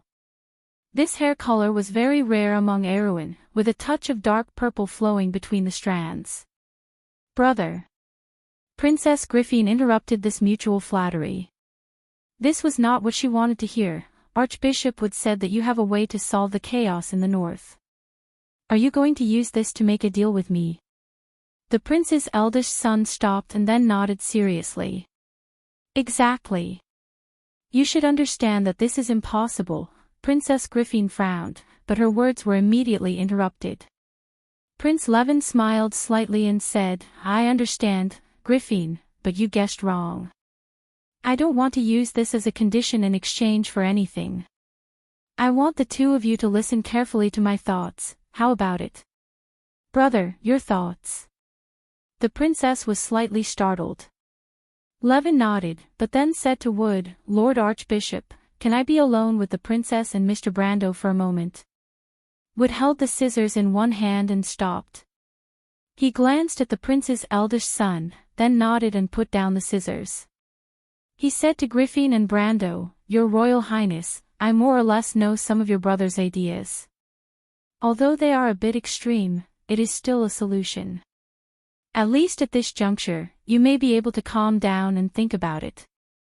With that, the former Archbishop of Ampere Seal gently tidied up his robe and walked out of the courtyard. The princess frowned slightly as she listened. She watched Wood leave and turn back. So, brother, what exactly do you think? She asked. Griffine, as an enemy not long ago, you must be very suspicious of my intentions, right? Levin did not answer directly, but asked. His tone sounded casual, as if he was joking with a friend. But this question sounded a little stupid. It was natural to be suspicious, not to mention enemies. Even strangers would be suspicious of each other. Brando knew that the prince was probably not a fool. He obviously had his intentions for saying this, so he just waited quietly for the following answer. The princess obviously understood this, but she still nodded. Personally, I know what you are like, and I am willing to believe you, Brother Levin. But from our standpoint, you should also understand that politics does not tolerate personal feelings and weakness. Yes, but in fact, you may be mistaken about something. There is no conflict of interest between us, and even from a certain standpoint, we should stand together. Griffine and Mr. Brando, the prince's eldest son suddenly said. The courtyard quieted down. The princess was silent. She frowned deeply and looked at the man who should be her brother in name. Brother Levin, do you think you can gain our trust by saying this? This sentence was actually Brando's idea, but he was slightly surprised that Princess Griffine used we instead of me. No, this is not a lie. The prince's eldest son smiled slightly. Griffine, you want to solve the chaos in the north, nothing more than to end the civil strife in this kingdom and eventually unify the country. Weren't you the ones who caused the division of the kingdom? Griffine replied coldly. Is that so? Levin asked rhetorically. Was Erewhon a unified and stable kingdom before House Cypher rose up? The prince's eldest son suddenly raised his head. Although he could not see, it still gave the illusion of being watched. That kind of gaze seemed to be tangible, and his gaze swept over everyone present. Griffin, you know this very well in your heart. Do you still remember what I told you before? Her Royal Highness pursed her lips. Brando saw that her slender eyebrows were almost twisted together. He knew that Griffin and her brother in name had met once in their childhood, when Grand Duke Erech forced Oberth VI to change the defense decree during the year of the astrologer. At that time, her Royal Highness went with her father to Winter Castle, where she met her brother. However, the historical records of this experience were only a few hurried words, and it was obviously impossible to record the conversation between the two children. However, Brando knew very well that there was nothing wrong with what the prince's eldest son was saying now. Had Erewhon ever been unified? Perhaps. Since King Erech integrated the entire southern territory, Erewhon had become a unified kingdom. But since the late king left this world, the Cypher dynasty ended, the Lionheart sword was lost, and the majesty of the royal family declined day by day. Even during the Renaissance era, with the existence of Sword St. Darius and Tulman, the central government's rule over the local areas was still very weak. And after Grand Duke Erech forced Oberth VI to change the defense decree, the kingdom's unification only existed in name. Since when had Erewhon ever been unified? As the kingdom gradually fell apart, the majesty of the central royal authority was no longer able to restrain the disintegrating parts of the kingdom. And this was all that her Royal Highness wanted to change. Griffin, Mr. Brando, do you only want to return the kingdom to the way it was before father was still alive? The prince's eldest son continued, if that's the case, what's the point of changing the names, Cypher, Corvado? This isn't your idea, is it? Brando and her Royal Highness fell silent at the same time, because this was their goal. The source of the discord between the northern nobles and you, and the source of Grand Duke Erech's betrayal, Griffin, stems from the understanding of your true ambitions. You want to carry out reforms like Cruz and Saint Tassel, and try to turn Erewhon into a true centralized kingdom. If you succeed one day, it will undoubtedly be a nightmare for the powerful people today. Levin replied, no one will give up their interests, so they can't support you. No. There will always be some people who support me, such as the Highland Knight, and those who still believe in the ideals of the late emperor, Princess Griffin replied. And then? Maybe you can also count those bankrupt knight and homeless people. Maybe you can succeed, Griffin. But don't forget, you don't have much time left. The prince's eldest son calmly analyzed, Erewhon's enemies don't just come from the inside. This sentence pierced Brando's heart like a sharp thorn, and he couldn't help but narrow his eyes. Yes, for Erewhon, reform might be inevitable, but at the same time, Erewhon's enemies were not only the weak nobles. Seizing every minute and second was what he had been doing all along. Her Royal Highness raised her head. Then, what can you do, brother? The prince's eldest son fell silent. After a short while, he replied softly, it's very simple, let me become the king of Erewhon, Griffin. P.S. After a long time of being stuck, I went out to play for a few days and found inspiration again. Sigh, it's really difficult. Also, meow, this time I'm not joking with you, just you wait, humph. To be continued. If you like this work, you are welcome to come to Chidian. Calm to vote for me. Your support is my biggest motivation. Chapter 670. The courtyard was eerily quiet for a moment. Except for Amandina, who softly let out a short, ah, and the merchant lady who was looking around. Princess Griffin stared at her brother as if she was staring at an object, the look on her face so cold that no one dared to speak. Brando even quietly clenched the hilt of his sword under his coat with one hand, staring at the brother and sister's every move. He was a little suspicious that the eldest prince was mentally deranged because of the shock, but no matter what the situation was, he could guarantee that as long as the other party dared to have the slightest ill intention, he would dare to send the black blade of Halran Gaia into the other party's heart before that happened. As for the identity of the eldest prince, this kind of thing had no meaning in Brando's eyes.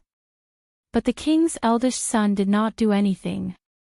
He stood calmly at the center of everyone's sight, his long hair hanging down naturally, his eyes closed, and there was not a trace of nervousness in his expression.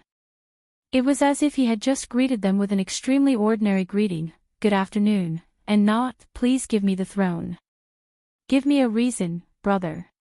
Finally, the princess used such a voice to break the dead silence, like the sound of water dripping into the bottom of a well. But her face seemed to be covered with a layer of ice.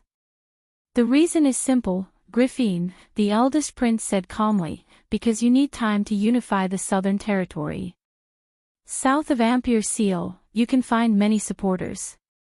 Mr. Brando, the Count of Tonagel, may soon replace Count Randner's position. There are also Duke Anthony and Duke Vero, who are not so greedy for power. The Highland Knight will also stand on your side because of Mr. Brando. With a unified southern territory, the north will no longer be your obstacle." "Then what about you?" Princess Griffin asked. "Will you become the king of the north? You need someone to help you go back on your words without hurting the dignity of the royal family. Not only that, compared to you, the nobles in the north will accept me more easily, because House Cipher has natural leadership over them. In addition, Griffin, there is a war waiting for us in the north, and I can be your natural shield. A unified south and a war-torn north, it's clear to you who will win and who will lose, right?" Brando's heart trembled slightly. He couldn't help but raise his head, as if he wanted to re-evaluate this heroine's eldest son. Her Royal Highness was doing the same thing as her. She raised her head and asked seriously, "If this is a lie, it's too clumsy, brother. There will be a war between the North and the South, but it depends on when it happens. You and I both know very well, Griffin. Even if the North has an incomplete Black Blade squad and a disobedient White Lion Legion, it is impossible for them to defeat the South." Levin replied calmly. Then he listened, as if to make sure that Archbishop Wood had gone far away. "Will the Holy Cathedral of Fire allow a civil war to break out in Erewhon under such circumstances? I won't. They hope that you can make such a compromise with the North. It would be best if Erewhon can maintain the status quo, just like what happened after the Year of the Astrologer. But, what if you have the absolute strength to sweep the North?" Before they have time to protest, the dead silence was like dust settling in the courtyard, making all other sounds lie motionless on the ground. With all due respect, Brando finally couldn't help but speak. He asked as if he had been thinking for a long time, "Your Royal Highness, although the Queen and Duke Cipher treat you as a puppet, as far as I know, you are actually involved in this game behind the scenes." Levin suddenly turned his head and looked in the direction of the voice. His sword-like eyebrows suddenly converged, and his whole person seemed to have suddenly become taller. "You are better than I thought, Mr. Brando. I am very glad that I am not your enemy. Can you tell me how you came to this conclusion? Was it a guess, or intuition?" "None of them. It was just that the predecessor planted the tree, and the successor enjoyed the shade. In the history of the previous life, there were only a few words about His Royal Highness, and no one even said clearly about his whereabouts. However, curious players were very good at making groundless accusations, and there were many articles about analyzing Levin Ornison Cipher's character and life experience. Some of them were groundless, some were guesses, and some were rumors, but as long as this information was linked to the real eldest son of the king in front of him, the conclusion was very simple. Because of ambition, an ambitious person would not be willing to just be a pawn. Brando felt that he had never been so rational for a moment, as if he had been blessed with good fortune. All the speculations he had seen about His Royal Highness in the past had become the basis for his speech at this moment. It was as if he was standing on the shoulder of a giant. He raised his head and calmly said, "Since you can find Archbishop Wood in such a desperate situation and fight for a chance of survival, how could you really be at the mercy of others?" "It's wonderful, but it's true." The eldest son sighed, "I have stopped some things, within the scope of my power. I am happy to see some of my mother's actions succeed, but I don't necessarily agree with her methods. Besides, everyone has self-interest in their hearts, and I don't think this is a sin," he replied. Her Royal Highness wanted to speak, but she suddenly stopped. She glanced at Brando and motioned for him to continue. Brando understood her trust and asked, "So what is your self-interest, and whose side are you on?" "I said, we are on the same side. I want to be the king of the North, and you need me to be your barrier in the North." The eldest son's expression was calm. But Brando carefully observed the changes in his expression, and he had an intuition that the prince had not revealed all his true feelings. He subconsciously looked to the side and happened to see Levin Ornazon's maid frown slightly. She seemed to want to say something, but the eldest son reached out and stopped her. "All this is just a bubble. You know very well your end. Is it worth it to sacrifice your life just to be the king of the North for a year or so?" "Brother." Princess Griffin finally couldn't help but speak. The eldest son laughed and replied, "Griffin, have you ever tasted the feeling of not being able to control your own fate? I swear, one day I will control my own path, even if it's just for a minute or a second. Remember what I told you during the winter hunt? Erewhon is a black forest. You said that if you were that wolf, your choice would be the same." Princess Griffin suddenly thought of the clip that had sunk into the snow and the bloodstains that stained her vision red. In the year of the astrologer, the scene of the biting cold wind blowing across the plateau was still chilling. "Even if I have to bite off my own leg, I want freedom, because the wilderness is my home," Levin replied, revealing his white teeth. "Besides, I may not necessarily fail. Although the North is full of difficulties, there is always a glimmer of hope.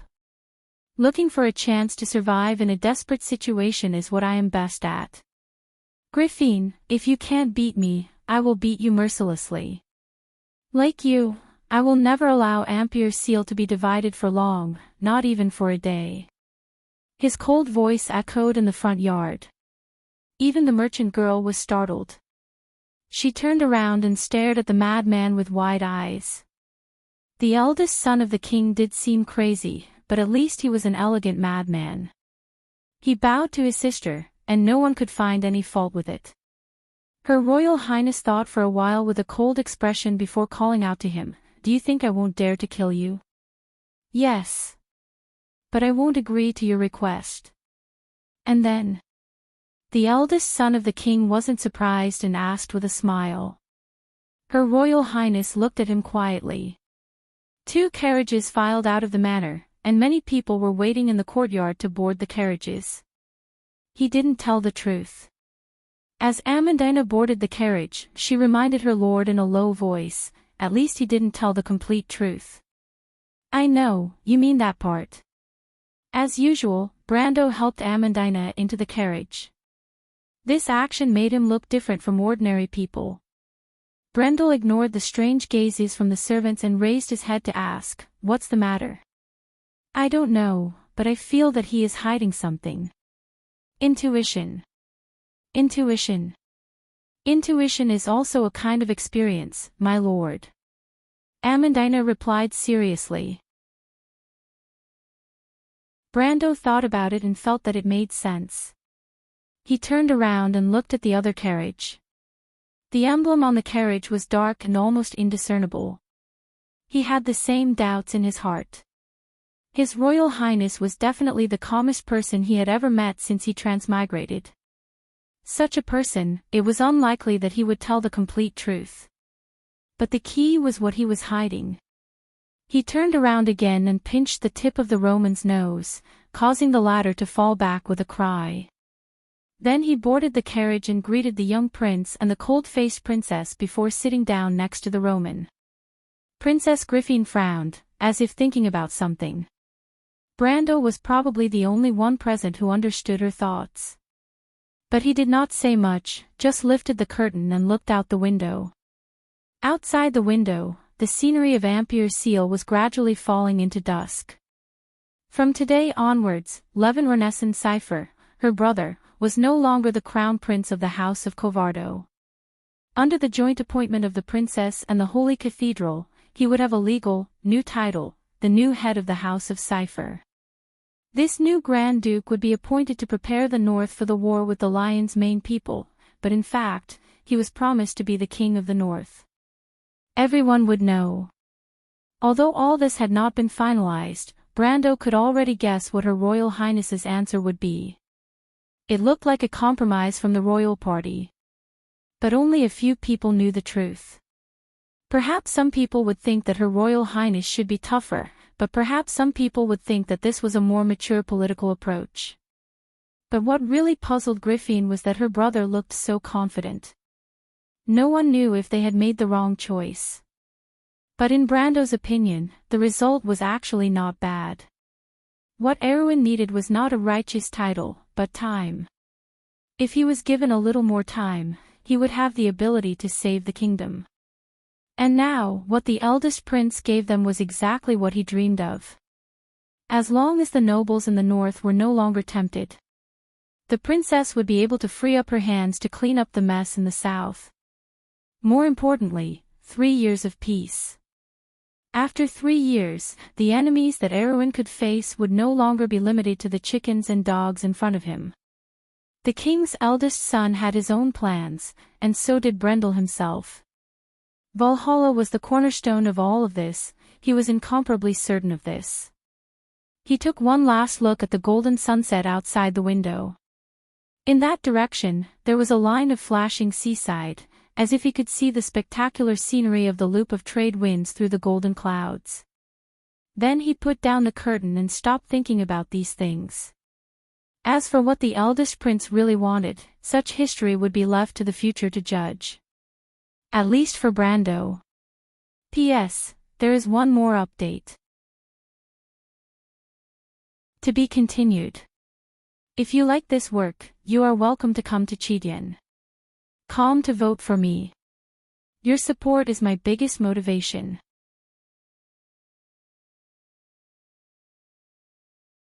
Chapter 671. Most of the things that happened after Princess Griffin and Brando left the Wood Mansion could be predicted. The king's eldest son's succession to the position of Duke Cypher seemed to symbolize another compromise between the royal family and the local government. Such compromises were repeated in the history of the kingdom. Since the Year of Thunder, the power of the local government had become increasingly strong, eventually forming a vicious cycle. History seemed to be repeating itself, but in any case, at least with the intervention of the Holy Cathedral of Fire and the appeasement of the king's eldest son himself, the turbulence in the north calmed down for a while and became calm again. In private, it was said that the nobles were celebrating a rare victory after the Battle of Ampere Seal, and the local atmosphere was foul as if the kingdom had returned to the days before and after the Year of the Astrologer. There seemed to be signs of banditry in the local areas again, and the merchants complained, but under all this surface, changes were quietly going on in the dark. Brando understood that Her Royal Highness could not sit still and allow Prince Levin to grow in the north, even if they had a secret agreement, even if he was her brother in name. But there was no room for personal feelings in politics, not to mention that the Holy Cathedral of Fire did not want to see signs of division between the north and south of Erewhon. At least before the end of the Holy War, the people of Cruz hoped that the ancient kingdom could maintain a semblance of stability. But that was only on the surface. In addition to these reasons on the surface, there was a more direct conflict of interest that determined this. Because in the north, in addition to the fixed territory of House Cypher, there was also the territory of the royal family of Covardo itself, as well as many areas such as Yenbao and Yanalasu. For these complex spheres of influence, the princess's party was unlikely to give up. Therefore, as part of the exchange, Her Royal Highness regained control of the White Lion Legion as expected. But perhaps because the king's eldest son himself did not want to control such an army that was not loyal to him, since the reappearance of the sacred Lionheart sword, there was a loud voice within the White Lion Legion that leaned towards the princess's side. This point was slightly different from what happened in history. In another period of history, until Freya fully controlled the White Lion Legion did not really identify with the royal faction. But this time, Old White Lion, who had lost 2 army commanders, had clearly lost his original drive. Breton, Jocko, and Enrique, who had escaped from the Battle of Ampere Seal, were ordered to head to the north to take over the new legion. The new legion commander was the eldest grandson of the lion who had died in the Battle of Ampere Seal. However, Brando knew that this unlucky fellow would not be able to stay in this position for long. Everyone understood that there was only one person who could lead this army. It was Freya, who held the Lionheart sword. But now was not the time. Maynard also removed Freya's name from the original list. The reason was that this girl from Butchie still needed more training. This was also Brando's opinion. In the future, she might have the ability to control an army, but she was still far from it. In his opinion, the White Lion Legion would be dormant for a long time until the officers under Carglass were formed. Only then would he have the ability to establish the White Lion infantry that truly reproduced the glory of that era.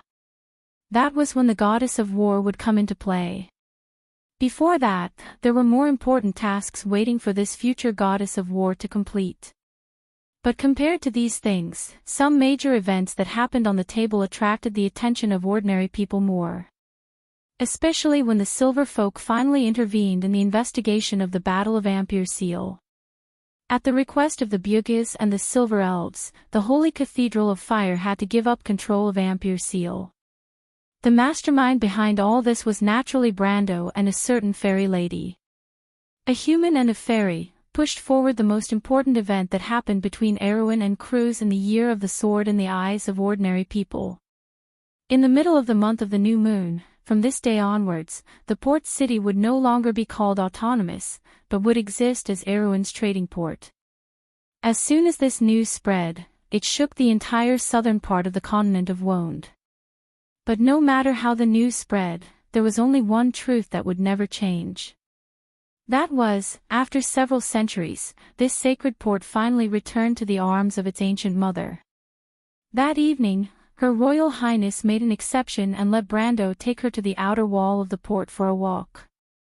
The half-fairy princess looked at the distant edge of the forest and the bay under the golden clouds of the setting sun. She just looked quietly, without saying a word. Her gaze reached the end of the horizon, where the sun formed a golden thread. She was in the same position as her ancestor, Yak, was in 1,000 years ago. When they came down from the tower, the princess whispered a "thank you" to Brando. Her voice was so soft that it even made Brando suspect that he was hallucinating. But in any case, at least he remembered the sparkling eyes of Her Royal Highness when she looked into the distance. She must be very proud. Otherwise, those golden eyes that reflected the cloud's shadow wouldn't have hidden the excitement in them. She was not the king of Erwin, but she was the princess who loved this land the most. Chaotic events surrounded the port, making a clamor like the waves of the sea, so much so that the various attitudes of the people over the past month had become a scryer to decorate it. And the trivial things that were interspersed with these major events became a moderating interlude. For example, the recovery of Garlock the Wanderer. When the chief mage of the kingdom, the hero of Ampere Seal, reappeared in front of the public, it caused a sensation in the city. After all, compared to the unknown Brando, Garlock's name was originally a legend in this kingdom. Ampere Seal held a day-long carnival that day, so much so that Her Royal Highness came to tease Brando and asked him if he was jealous. Brando was not jealous at all. He was more concerned about another matter, and that was, Garlock had accepted Amandina as his apprentice as he had said before. According to the words of the great mage himself, it would be a pity if such a high talent was only willing to be immortal.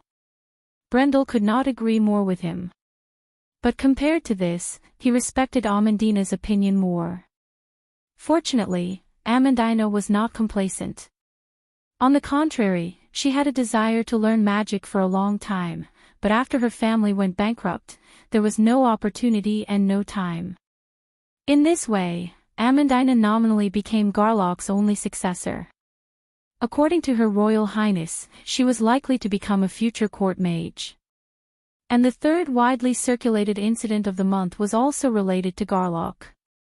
The incident originated from a group of young people's curiosity about the legendary story of how the great mage escaped from the battlefield, but the person involved put on the airs of a master and refused to speak, which instead aroused everyone's curiosity. Soon, an absurd rumor spread among the city. It was said that Garlock was lucky enough to escape that day because he was hiding among a pile of demon corpses. Indeed, for a court great mage, such an experience was truly embarrassing.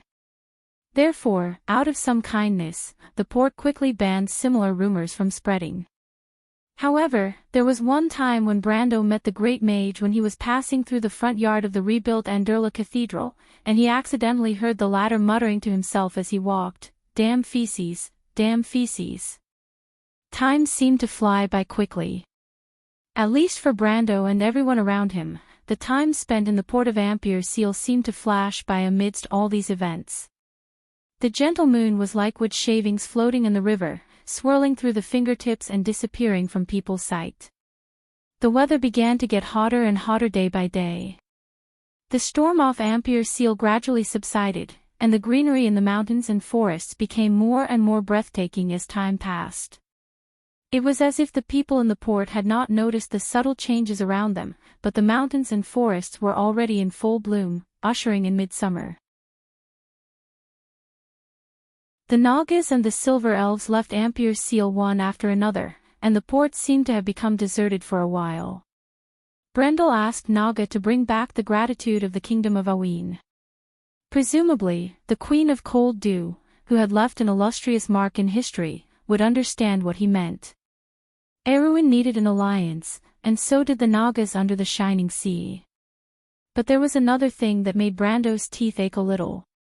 As promised, the Silver Elves took away their token, the precious ginkgo leaf. This loss was probably the most painful thing for Brando in this war. If it wasn't to save the princess, he wouldn't have wasted this precious opportunity. In his previous life, a player used this thing to exchange for an entire dragon's nest, and the value of the treasures in it was enough to buy the whole of Randner Hill and rebuild it again. And Brando only used it to exchange for the nondescript title of Count of Tonajol. Although the princess tacitly agreed to his attack on Randner Hill, but then again, Erwin's power would be concentrated in the central sooner or later. In that case, his power as the actual lord would be taken back sooner or later. The more he thought about it, the more he felt that he was looking for trouble. But fortunately, the Silver Elves probably gave Medici a face and didn't give him too much trouble. On the contrary, they stood firmly on his side from the beginning, and completely drove the tentacles of the Holy Cathedral of Fire out of Ampere Seal in the shortest time possible. From this point of view, it was worth the price of the ticket. But with the departure of the Silver Elves, the officials in the port of Ampere Seal inevitably felt that everything seemed to have become easier. The key point was that the disputes that often arose because of the differences in habits between humans and Silver Elves seemed to have disappeared without a trace. Everything seemed to have come to an end after entering the hot summer months, so Brando quickly understood that there seemed to be only one thing left in this port for him to complete. The date was moving forward methodically. Just like the date marked on an accurate timetable, the expected guest arrived on time on a sunny afternoon. It was a letter with a silver feather, and written in flying letters on the cover, to Mr. Brando. The same letter was also delivered to the princess's desk. Buga's envoy had arrived. "Brando, Brando, look at me." A light voice pierced through the forest, as happy as a child. When Brando looked up, he saw a few beams of sunlight descending from the shade of the trees, falling on the dead leaves and moss, forming picturesque spots of light. Between these jagged rocks, there was a piece of dead wood, and the merchant lady stretched out her hands and walked unsteadily on it, as if she was very proud of her balance. Then she jumped down from the dead wood and landed in front of Brando and Amandine, showing off. How is it? Isn't it awesome? Super awesome. Brando sighed helplessly. Roman, aren't you tired? In the forest outside the port, there was a humid heat in the sultry heat, like the mist in a steamer. Everyone was sweating profusely, except for some of the more energetic guys. What annoyed him a little was that the fairy lady had told him that the Buga mages had specifically chosen a cool, cloudy day. Now it seemed that either the silver folks' understanding of cloudy days had some problems, or the artisan mages' astrologers were simply unreliable. Brando looked back. Scarlet, Freya, Carglass, and even the Countess of Yenbao had been called over. The Countess and the Princess were whispering something behind him. Carglass was with the Tonagel youths as usual. The Shire and the Nightsong Tigers mercenaries were on guard outside, and only Scarlet sat alone under a poplar tree, reading a book with a red cover, her long ponytail hanging down to the moss. In fact, Scarlet's original literacy was not much, and could only be said to be far better than the average Highlander. Of course, most Highlanders were completely illiterate. But ever since Amandine became her teacher, this Highlander girl who did not like to talk seemed to be finding some quiet pleasure in reading more and more. It was just that reading Knight's novels all day long made Brando worried that she would eventually become like the Roman. He turned back to look at our merchant lady. She was already holding his arm and sitting next to him.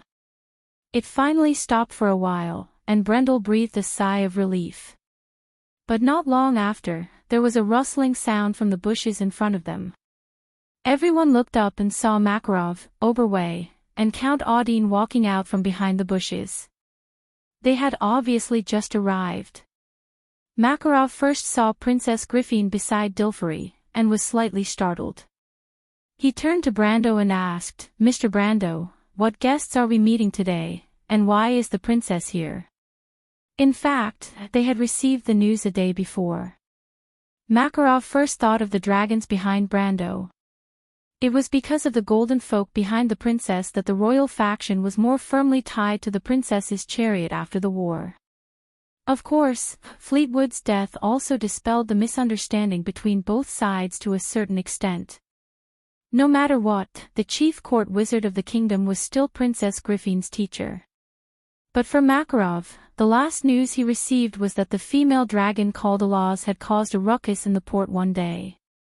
After simulating the scene of a fire dragon attacking the city, she disappeared without a trace.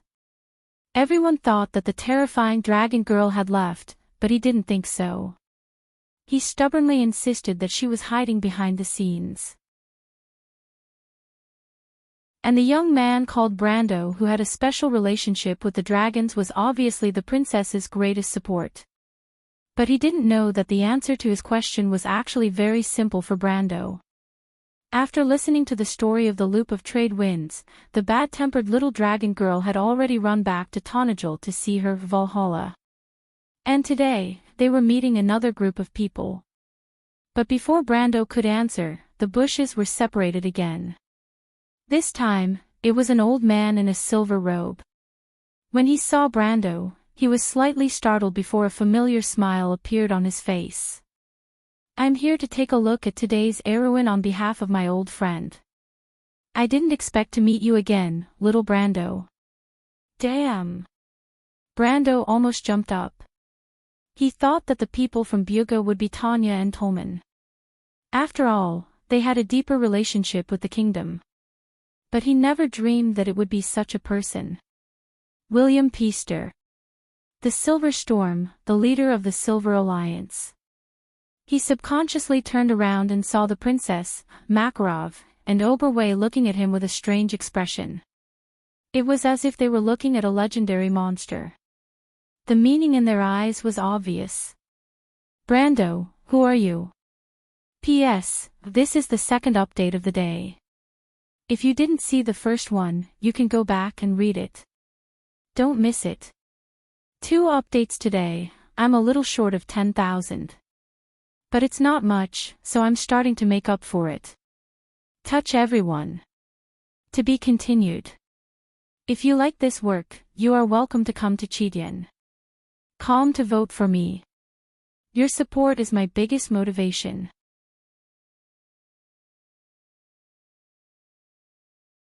Chapter 672. The world called him the Silver Storm.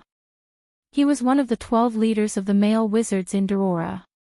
His name spread across the land before Erewhon was established, and his legend was even older than the songs of the bards. Even the monarchs of the mortal world would tremble in front of him, and even the 4 great temples would have no choice but to retreat in the face of this white-haired old man. He was at the peak of the Silver Mountain, and in front of his pride, even giant dragons would have to bow their heads. If there was such a person, his name would be William Pist. The image of this archmage was depicted in folk prints. In the print, he wore a silver robe with wavy edges and held the scepter of Draka, which meant ruler of the sky, in the runic language. He read the 12 rules of Bugha to the monks in the sacred palace of the Lionheart. Today, he appeared alive in front of everyone. Makarov and everyone else froze. To the nobles of Aween, the Kurlutz Empire's emperor was someone of the highest status. It could be said that he was someone who made people hold their breaths. But William Pist was an existence that only existed in storybooks and legends. In the year of Revelation, Chaos 1517, the sacred palace of light threatened the male wizards to not participate in the holy war. Although the Bughas were isolationists, the threat of mortals angered them. 3 months later, in the War of the Month of Flowing Fire, the Bughas retaliated with 3 floating cities. The folk engravings depicted the result of that battle. The Silver Storm engulfed the White Book Knights, the highest combat power of the Templar. One person killed his way into the sacred palace of the Lionheart and read the 12 articles of the Bughas to the 7th Pope, forcing Farnazane to bow his head and admit his mistake. The deterrence of that battle remained in everyone's hearts for a long time, and it lasted until today. I didn't expect it to be you, Master William. Brando stood up and smiled bitterly, as if he was the only one left who could speak. He joked, "This is really unexpected. Hasn't the Silver Candle been monitoring the movements in the wilderness south of Madara? I thought the wizards wouldn't be so free." William stopped and gave him a deep look. Then, he smiled and said, "My young friend Brando, it seems like you know a lot about the sky above Wonde. My pedantic subordinates still think that mortals know little about them, so they can maintain their ridiculous sense of mystery. The Bugha mages were arrogant, and they claimed to be the overseers and controllers of Wonde's skies." The runic staff in William's hand was a symbol of one of the highest powers in the Silver Alliance, the mysterious staff Draka. Its fundamental meaning was the authority to rule the skies. Mortals could not touch the sky, so naturally, they would not rashly offend the people of the Silver Clan. Perhaps the dragons would have some complaints about this, but this naturally lazy race would not necessarily go to Roland's door to denounce him for a mere title. Besides, the Silver folk were not afraid of them. To mortals, you are indeed very mysterious. Brando replied with a smile, "It's just that I happen to know more about the Magus world. I've heard that the Silver Candle Society has built a fortress south of Erewhon for surveillance purposes. It's called Nyosai, right? Are you planning to make a move against Madara? You little fellow, you don't have to beat around the bush to get information out of me. The Silver folk will not intervene in mortal wars. We are monitoring other things. Besides, those skeletons may not be a problem for you." In response to Brando's probing, William was not really angry. Instead, he smiled slightly and answered directly. "The reason I'm here this time is only because you've unearthed something incredible." At the mention of the Azure Lance, Brando also quieted down. Something incredible, the Holy Lance of Heaven was indeed one of them. The Azure Knight used the artifact to shatter the heavens. The people and even the players had always thought that it was just a legend, but who would have thought that it really existed in the world? But Brando knew better than anyone else present that the leader of the Dorora mages was probably not here because he was interested in the Azure Lance itself. "Sure enough," William continued, "but I'm more concerned about the reason for its appearance. The Mercury Staff. Forget it, and the reaction you've caused. The appearance of ancient artifacts one by one on the earth has already attracted the attention of many people. Brando listened silently, because he understood that the future era of turmoil was coming. Starting from the rise of Madara, Wond would be plunged into an era of long-term war. Everything he did in the loop of trade winds was to prepare for the coming war. Many people, including the princess's followers, were quite critical of the compromise they made with the eldest prince this time, but Brando appreciated it very much. Her Royal Highness, like him, seemed to have seen the rolling clouds of war at the edge of the sky. If one only focused on the civil war in front of them, Erewhon would be completely overturned in the coming storm. This was the lesson of history, and Brando certainly would not repeat it. Ha! William seemed to have seen through Brando's thoughts and asked with some surprise, "Little fellow, do you know something?" Brando glanced at William. This was his second meeting with the silver-robed leader of the great mages. In his past impression, the leader of the Dorora mages, the Silver Storm, was an image of an incomparably majestic NPC, but in his actual experience, William Pist left him with the impression of a very kind elder. Although they did not know each other before, this great mage leader had been of great help to him. The last battle with Endesha, as well as the victory in the War of Ampere Seal this time, was also thanks to the help of Buni's cloak given by the other party. Of course, Brando knew that William's feelings for his past friends and for Erewhon were part of it, but he had always been a person who returned a favor, and was not used to owing people favors. In the future, the Bukas would also be involved in the protracted war. The Slate War involved too many forces and was too complicated, and even the Silver Folk would suffer losses. Thinking of this, he raised his head and reminded. The sacred war is coming, and the earth will be plunged into the clouds of war. At the same time, the Buka mages should have observed the coming great mana tide.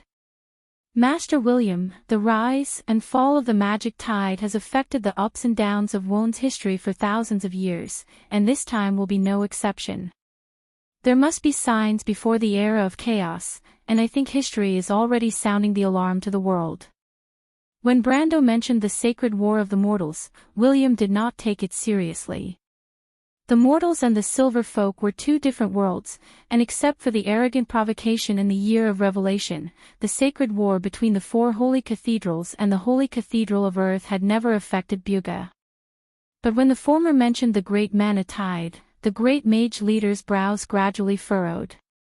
Brando, do you think Wond will repeat the history of the War of the Holy Saints? He turned his head and asked seriously.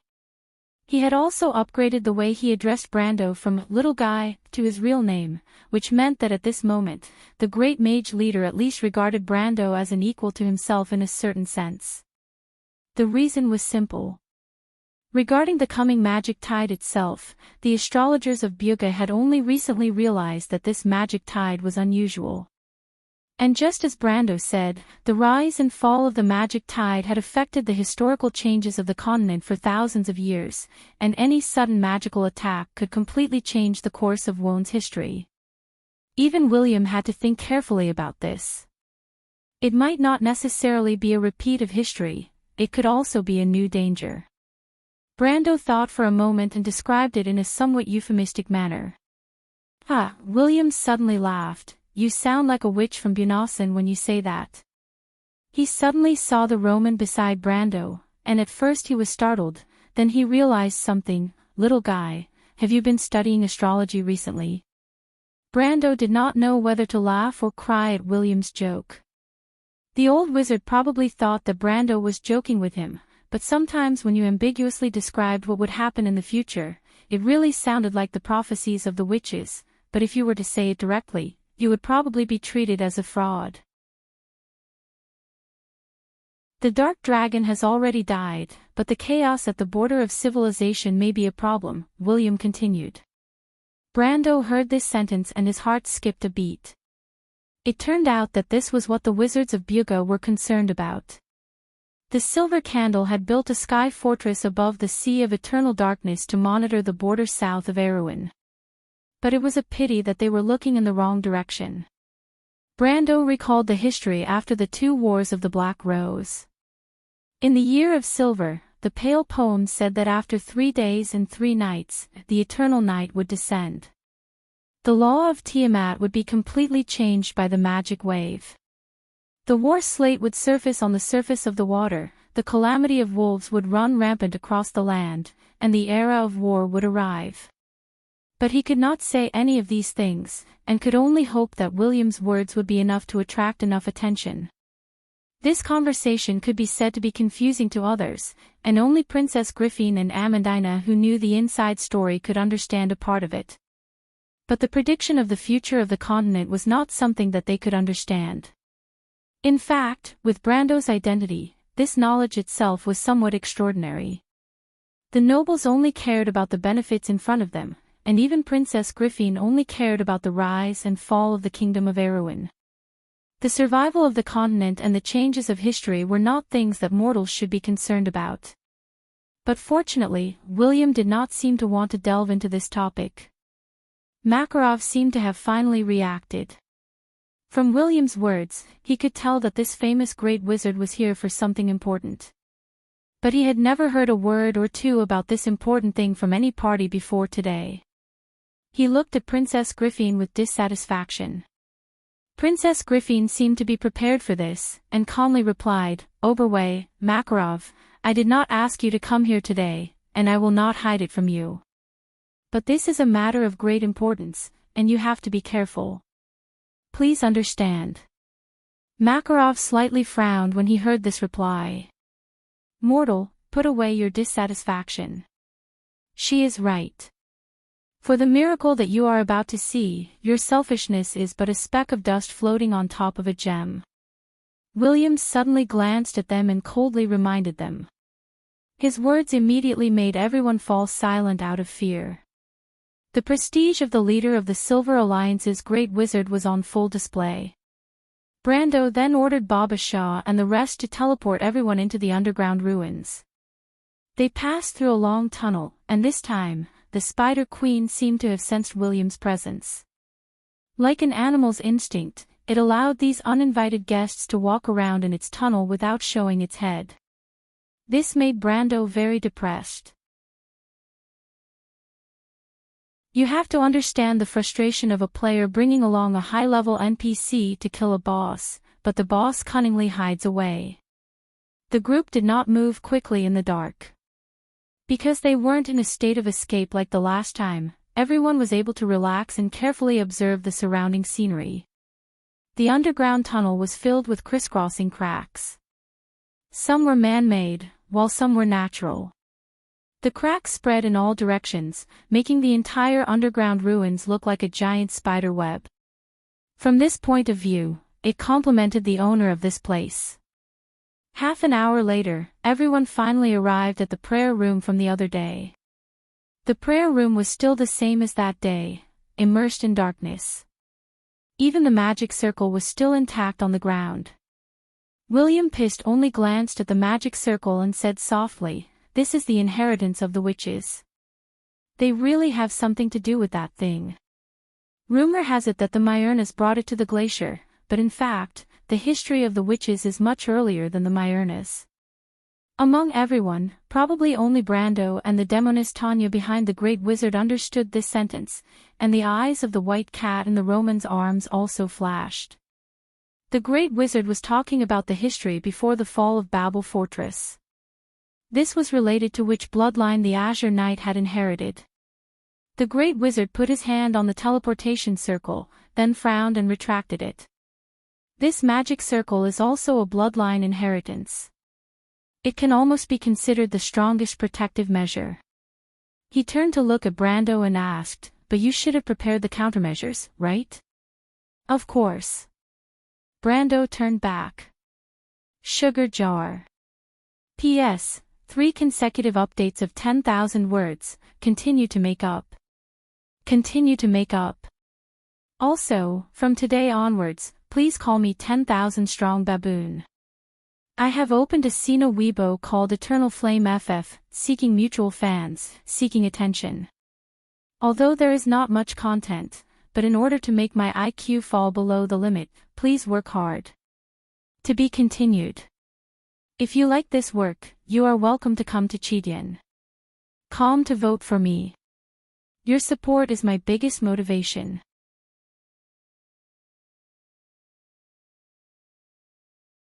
Chapter 673. There was a miracle in this world that could not be described with words. Every time he looked up and saw the spear bathed in interweaving lightning, he would have such a thought in his mind. The spear floated in the middle of the hole. Rolling dark clouds surrounded it, and streaks of platinum lightning shot out from the clouds, hitting the spear, and then bouncing off in an arc, dissipating into the darkness. In the dark clouds, there was no sound of thunder. Instead, in the silence, everyone saw the scene of heaven and earth collapsing, and the stars falling to the ground. The green light flowed on the floor of the hall, outlining the shadows of every protruding stone. The light changed like flowing water, as if there was a quiet river flowing under the ground. Facing such a scene, even William could not help but change his expression. Makarov and Oberway were even more dumbfounded when they entered the hall. With a clatter, the small staff in Tanya's hand fell to the ground, and the former did not even notice. The Roman looked up, her eyes wide open, and did not care about her image. Freya beside her was also shocked, and the Knight of the Lake was behind her, staring at the spear without saying a word. Maynard, on the other hand, was mesmerized. "This is the Azure Spear," Brando heard the female knight muttering behind him, and could not help but look back at her strangely. Because this reaction was almost the same as his that day, but he did not think too much about it, and just waited for William to finish admiring it. After all, other than these Bugit craftsmen mages with extensive knowledge, no one on this continent would dare to say that they were qualified to confirm that this was the real Azure Spear. The wait was not long. Just a few minutes later, Brando heard William let out a heavy sigh. The old mage seemed to sigh, and then said, "This is the real Azure Spear." There was dead silence.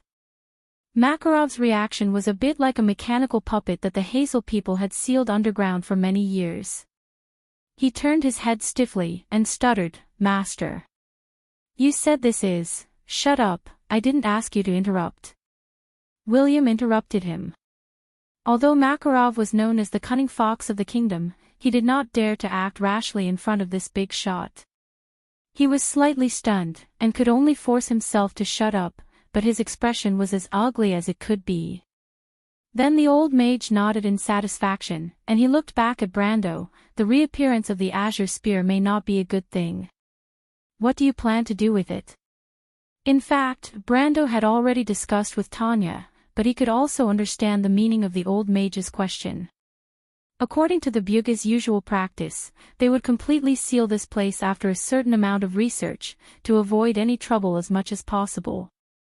The Bugis the people of the world were the most in this world. They Bugis the Bugis, and the Buga. It wasn't just Buga, a silver person. In fact, most of the silver people seemed to have this tendency. The silver elves also avoided the world according to a prophecy, and even the gold folk dragons sealed themselves directly in the dragon realm. Only a few young dragons would walk in the outside world. As a player, they couldn't understand the reason behind this. Some players thought that this was a setting in the game for balance. After all, for the iron folk humans and wind elves, the power of the silver folk was really unrivaled. For example, the strongest enemy Brando had ever faced was Endesha, one of the 12 patriarchs of the tree herders in the loop of trade winds. She had already reached the peak of her elemental power and was close to the realm of a perfect body. But even at this level, she could only be called a little girl in front of the Silver William. Regardless of age or strength itself. And William was just one of the 12 leaders of the Wizards of Dorora. The Silver Alliance, the Great Library, the White Tower, the Rainbow Scorch, the Warlock Union, the Craftsman's Council, and the disbanded Circle 12 Magic Society. It was because of this terrifying power that the Buga Buga dared to claim to rule the sky and be on an equal footing with the dragons. With this kind of power, even if the Holy Cathedral of Fire, the Holy Cathedral of Wind Empress, and the Holy Cathedral of Light joined forces, or even the Holy Cathedral of Nature, all for one, and the tree herders, they might not be able to compete. If the Bugas no longer practiced isolationism, the Silver Folk and the Silver Elves would no longer ignore the world. Then the continent of Wonde would not have so many kingdoms as it did today, but two major forces opposing each other. So the players thought that the way the Bugas and the Silver Elves thought might have something to do with the game's balance. But Brando didn't think so. He felt that the general silence of the Silver Folk and the Gold Folk might be due to deeper reasons. These reasons were actually only recorded in fragments in history. Brando would rather believe that something had happened in history to make the Silver Folk so cautious. Of course, he didn't have any evidence yet. It was just a guess, and he believed so based on his intuition. The reason was ridiculous, because he believed that the design team of Torrential Rain would not change the game's history just for the sake of compromising the game's gameplay. So when Brando heard William's words, he didn't answer immediately, but thought quietly for a moment. As the Great Mage said, the reappearance of the Azure Lance was not necessarily a good thing, and could be a huge problem. If he was still a player, then he would definitely get his hands on this thing at all costs. For the sake of an artifact, any player would go crazy, not to mention a legendary existence like the Azure Lance. But now he was no longer just a player. Everything that happened in this world would also affect him and the people around him. But after a short silence, Brando still replied, "Let's do as we agreed before." The old mage stared at him, as if to confirm his thoughts. Brando probably guessed what the King of Wizards was thinking, so he added, "Master William, if this is the course of history, I think it's hard for us to change anything." William sighed, "You don't understand. Forget it, let's leave it at that. You're right, just like the 9 Phoenixes proverb, if there's trouble, there's no avoiding it." Brando was familiar with this proverb, but the background design of the 9 Phoenix originally referred to some of the cultures he was very familiar with. He nodded and replied, "Everyone I've invited here today is closely related to the Battle of Ampere Seal that day. Starting from Her Royal Highness, let everyone try one by one. Maybe someone here will become the owner of the Azure Lance, so let us witness the birth of this history." Brando, hearing his words, Princess Griffin turned her head, "I'll let you go first." "Me?"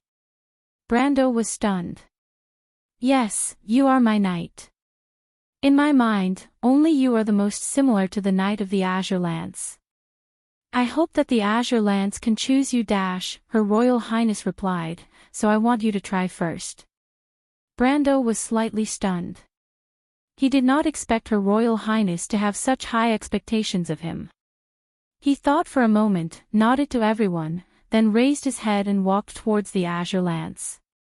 But before he could take 2 steps, a majestic aura had already pressed down on him.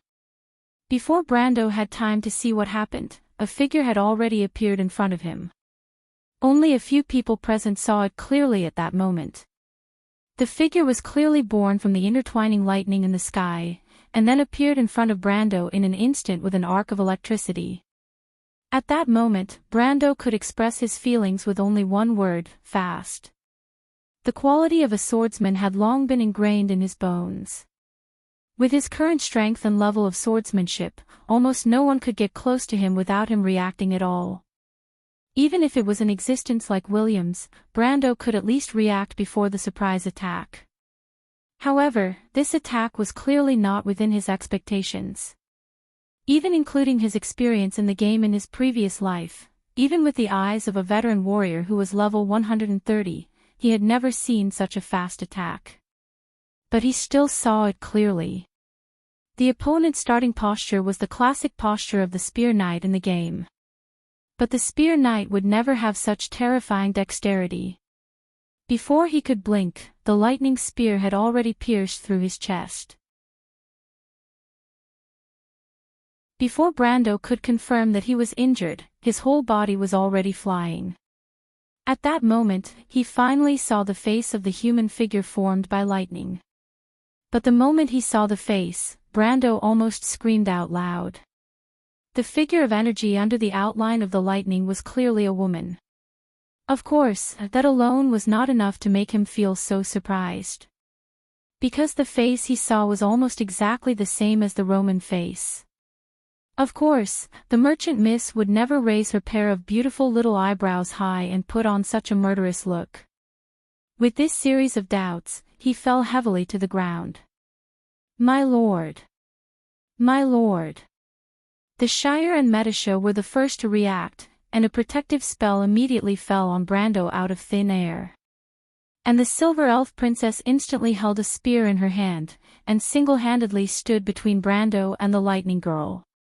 But the Lightning Girl stopped. She looked at Medisha and threw the spear in her hand. The lightning spear instantly turned into countless arcs of lightning and dissipated into the darkness. She coldly looked at everyone in the hall. Medisha finally saw the other party's face. "Ah, Miss Roman!" She screamed. "Ah!" As if it was a chain reaction, the Roman also stared at the Lightning Girl with a stunned expression. The Lightning Girl was slightly startled and turned her head. As if noticing her movements, Medisha raised the spear in her hand, but at this time, Brando finally caught his breath. "Don't fight with her, Medisha." Brando released his hand from his chest. The Count's coat was scorched black, but there was no trace of blood. He took a breath and replied, "She doesn't have any killing intent. She seems to be a heroic spirit that protects the spear." Heroic spirit. Medisha turned her head. "My lord, whose heroic spirit could she be? How could she look exactly like Miss Roman?" But before Brando could answer, a deep, magnetic female voice had already echoed throughout the hall. "My name is Ovina. Who are you, humans? Elves? And silver folk? What is your purpose here?" To be continued. If you like this work, you are welcome to come to Chidian. Calm to vote for me. Your support is my biggest motivation.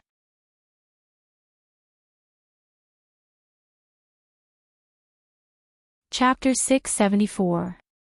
This is the third update. It's written at the front. If you didn't notice the first two updates, please flip to the front. Ovina. Even Brando couldn't find the origin of this name no matter how hard he tried, let alone the others. Only Roman asked in a trembling voice, how did you impersonate me?" Ovina glanced at Roman and paused. "I see." "Ha! What do you mean?"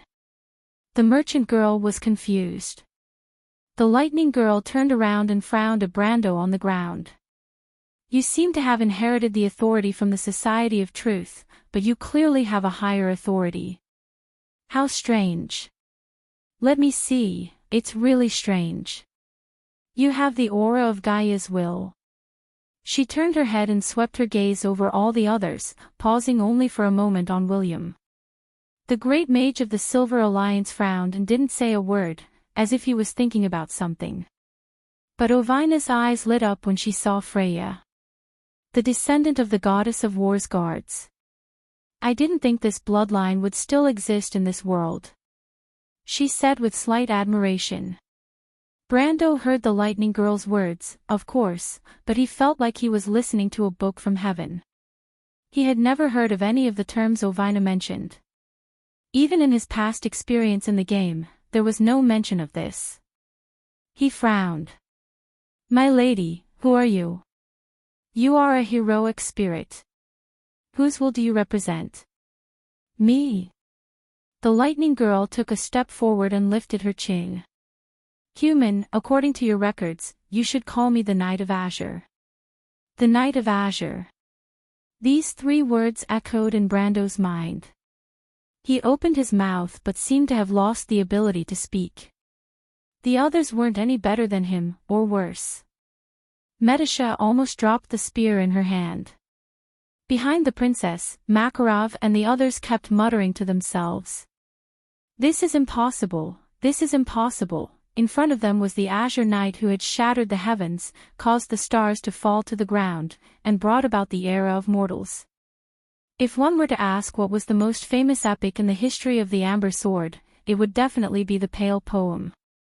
If one were to ask which part of the Pale Poem was the most widespread, it would definitely be the legend of the Azure Knight. That was the ancestor of all knight epics. Later generations had made up countless stories based on this legend. Almost all the knights' fantasies had the shadow of this legendary character. But she was actually a woman. Everyone couldn't help but find it hard to accept. Only Roman, after confirming that the other party wasn't pretending to be her, asked curiously, "But why do you look exactly like me? Time flows like a long river. Among the billions of stars, there are always two that are so similar."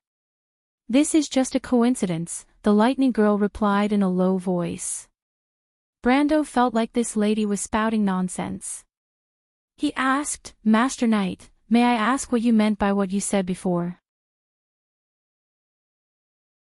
Ovina glanced at him and answered, "You heard what I said, and that's that. What I didn't say, I won't tell you. In this world, all secrets have a price." "What kind of price do I have to pay?" Brando asked with a frown. In the game, the players had been trying to solve a riddle, the final path to the power of existence. Obviously, no one had succeeded. But Brando had a feeling that the term Ovina mentioned before might have something to do with the final door. Because ever since the fall of Babel Fortress, ancient knowledge was lost to the earth. There were no more records of the power of existence. Since then, no matter if it was the gold citizens or the silver citizens, no one had ever truly opened the final door. Even the high and mighty dragon race stopped at the peak of the gold body. Brando looked at Ovina seriously, but the female knight made of lightning shook her head. "You can't afford to pay them, human. All right, tell me, what is your purpose for coming here?" "Purpose?" Brando came back to his senses and remembered the purpose of their trip. "Master, we accidentally found the azure lance that you once used. We hope to gain its approval." "I see." The lightning girl nodded. She looked up at the entire hall. "This should be the ruins of Barbard's Great Hall. You probably haven't heard of this name. So to you, what is this place? What year has it been in the outside world?" "This is now the territory of the Kingdom of Erewhon. It is the underground of a trading port, Ampere Seal." "Master Knight," Princess Griffin's voice sounded. "This is the first era, the year 376. The Chaos Era has ended." The lightning girl muttered to herself. "Are there still divine citizens on the earth?" Divine citizens. Everyone looked at each other in confusion. What kind of term was that? Even to the players, there was a background that only existed in legends. Ovina looked at their expressions and understood what had happened. However, there was no sadness or joy on her face. She only replied, "I see, I understand." She looked up and replied, "You said that if you want to gain the approval of the Azure Lance, it's very simple. You just have to defeat me." "Defeat you?" Brando almost choked on his own saliva. She was the legendary ancient hero who shattered the heavens and ushered in a new era. Legend had it that the Azure Knight was a hero who lived in the era before Babel Fortress was destroyed. She almost certainly had existential power, and even in that terrifying era, her power was at the top of the line. From this, one could tell how terrifying the lightning girl's power was. Although he knew that it would not be easy to obtain the Azure Lance, after all, the Amber Sword was first and foremost a game, and since it was a game, there was no such thing as a free lunch. Brando did not expect the conditions of this dungeon to be so simple and yet so demanding. Defeating the Azure Knight's heroic spirit was enough. The question was that even possible? Brando could roughly estimate based on the power of the previous attack. Even if he was at his peak in the game, and with the help of the other top players in the Gracious Knight squad, he might not be able to defeat the Lightning Girl in front of him. He could not help but wonder. He asked, "My lady, may I know, how much power does your heroic spirit have when you were alive?" Ovina smiled slightly. "You are very smart, human. You even know to investigate your opponent's power.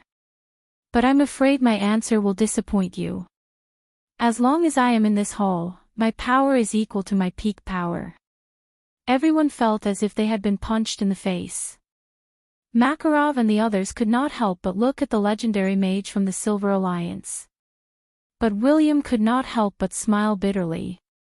Although his power was close to the peak of the mortal world, it was not enough in the face of the power of existence. He shook his head. There was no chance of winning. This is too much. Princess Griffin was stunned. She could not help but frown as she replied, "My lady, how could anyone defeat you? Little half-elf girl, if you cannot defeat me, what right do you have to use my weapon?" The Lightning Girl smiled and replied. Brando frowned. Unlike everyone else, he immediately felt that there was something wrong with this condition. A game would never set a condition that could not be completed. Her Highness asked a good question. Who could defeat the Azure Knight? Even in his era, which player would dare to claim that they could defeat the Azure Knight, let alone the people present here? Or even further back, as long as they could not control the power of existence, there was no possibility of victory. He immediately thought of something fishy. He raised his head and saw a pair of eyes looking at him.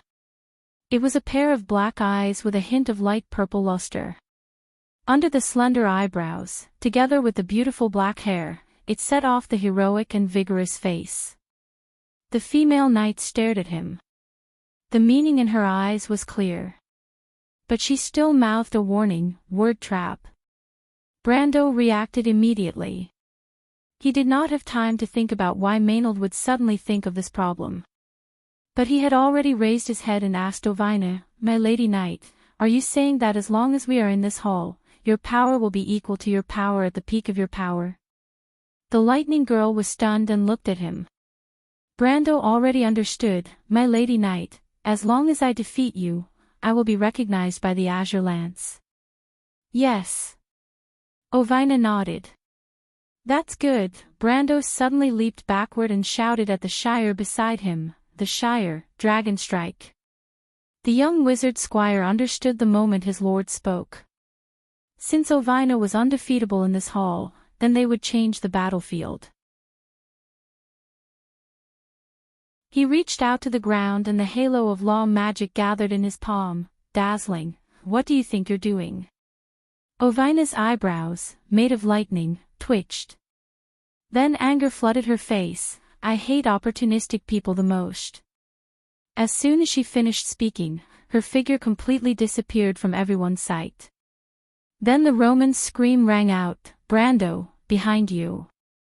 Brando's heart went cold. Normally, in a situation like this, the first thing anyone would do would be to attack the Shire to cancel the spell in his hand. But Ovina obviously saw through his relationship with the Shire. In other words, she knew he was a planeswalker. Brando felt a chill run down his back. He didn't even have a chance to fight back. A cold hand that didn't seem to be made of lightning had already grabbed his back. "Order him to stop." The Lightning Girl's voice was frighteningly cold. "No, the Shire cast the spell. There's some kind of law here that she can't hurt anyone." Brando immediately shouted. Ovina paused. "How did you know?" Brando smiled proudly, "Because you just stabbed me with your spear, did you forget? You noticed." The Lightning Girl's almost platinum eyes were filled with disbelief. "You're a smart guy, but you think that's enough to make me helpless?" Brando saw the cold, smug smile on Ovina's face and knew something was wrong. He followed her gaze and looked over. In that direction, the beam of light from Charles's dragon strike had already left his hand and hit the ground. The hull was already extremely fragile after countless years. With just one hit, the ground cracked and looked like it was about to collapse.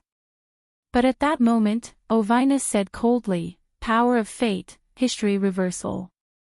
Just 8 words. And then a miracle happened. To be continued. If you like this work, you are welcome to come to Cheetian.com to vote for me.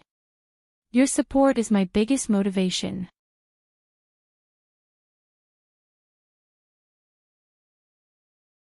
Chapter 675. Power of Fate, History Reversal. Ovinus' deep voice echoed in the hall. A strange scene appeared in front of Brando. Time and space were like a series of replays. The ground that had been pierced by the white beam of light reassembled itself. The colorful array of light flowed back. The shattered stone slabs, layers of soil, and rocks were glued back together, seamlessly returning to their original state. Dragonstrike was like a retracted platinum sword that flowed back from the ground and returned to the array of laws in the hands of the stunned the Shire. The rearranged magic flowed back and was disassembled into the most primitive magic, reversing the entire spellcasting process. This was a scene that had never been seen before. Anyone with a basic understanding of magic would understand what kind of power was contained in this scene. Tanya and William, the 2 outstanding wizards in the crowd, were both shocked and fascinated. Time, space, and energy were the most basic explanations of the laws of the world.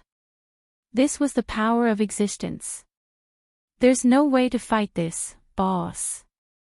The Shire screamed. "You can't defeat me," the Lightning Girl declared proudly. Thousands of electric arcs appeared on her body in an instant. These electric arcs expanded in all directions, each one accurately hitting every single person in the hall. The first to bear the brunt was, of course, Brando, who was being held hostage by Ovinus. He was sent flying. Dilfari, Amandina, and all the non-combat Roman females let out a scream. The expanding electric arcs formed a giant net of light in the hall.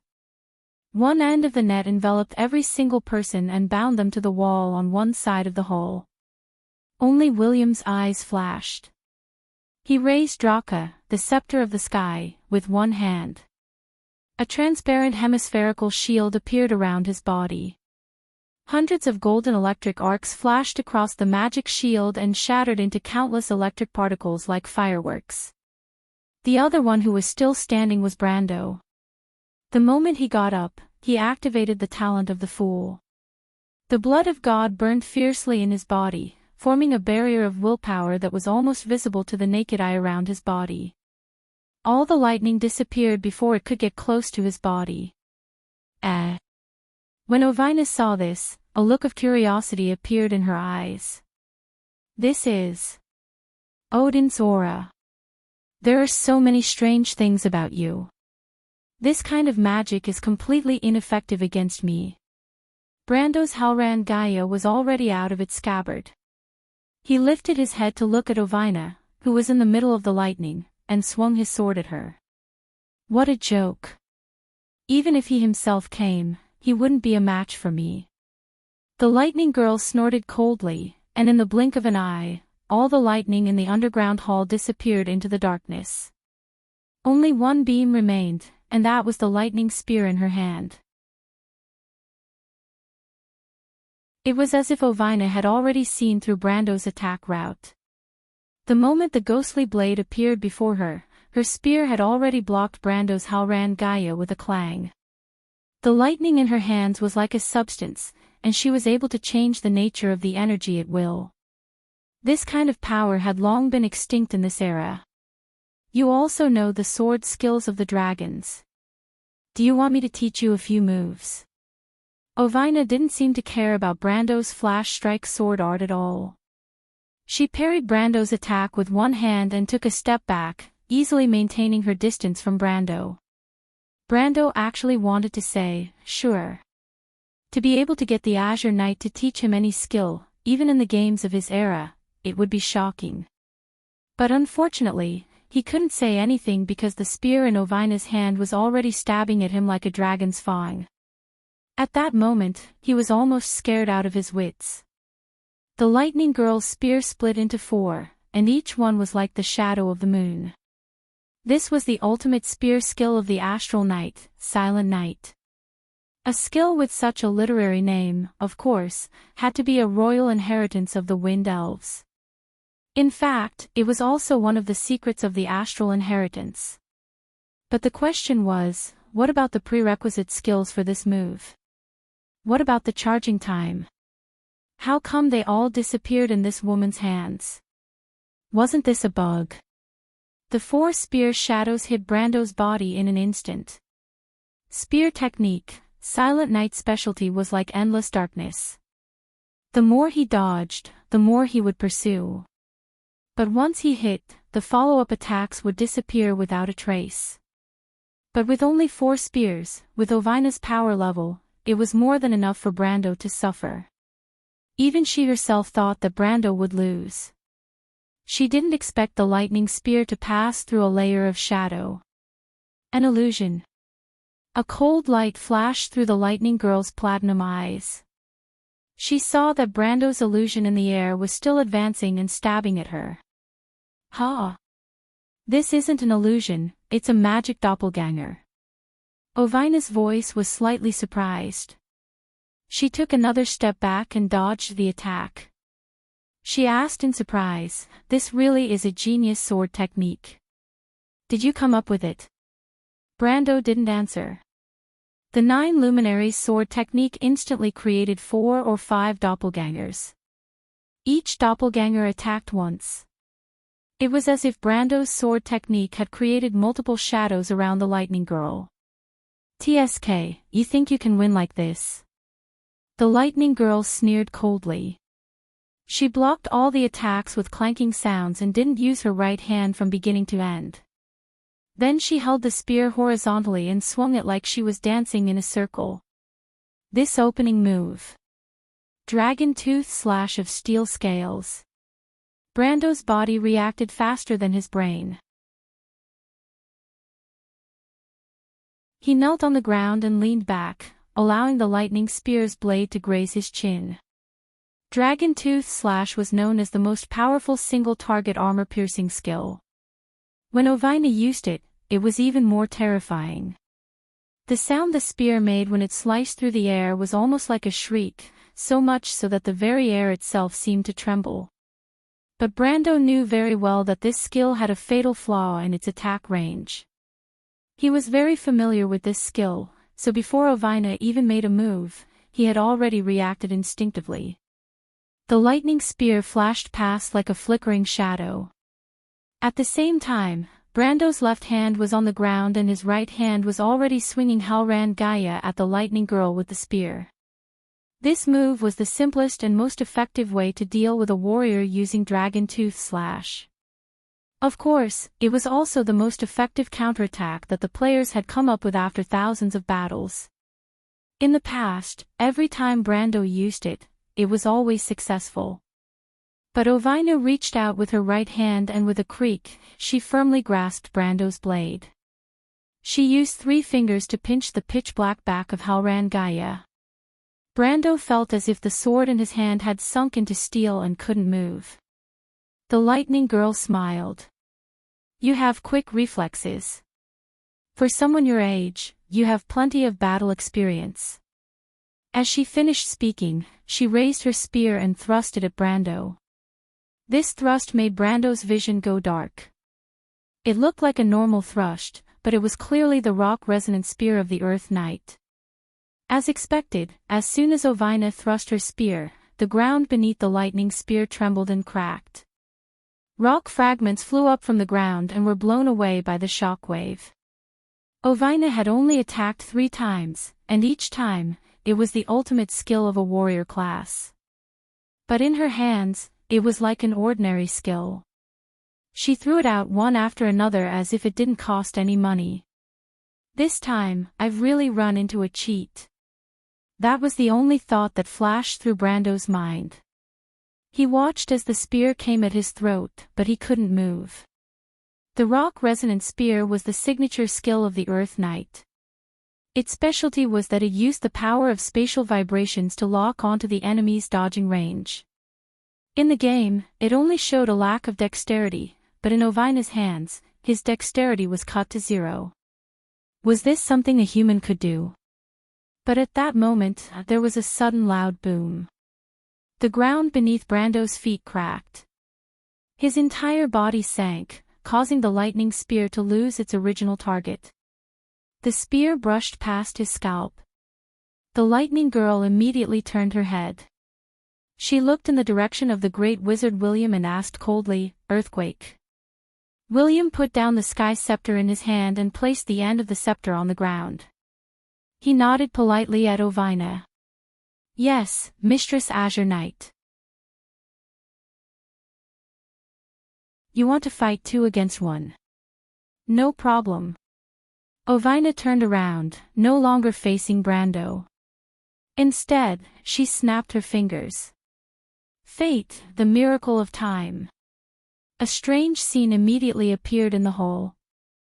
Rainbow-colored light shone through the darkness like sunlight through a prism, forming pages of colorful gaps.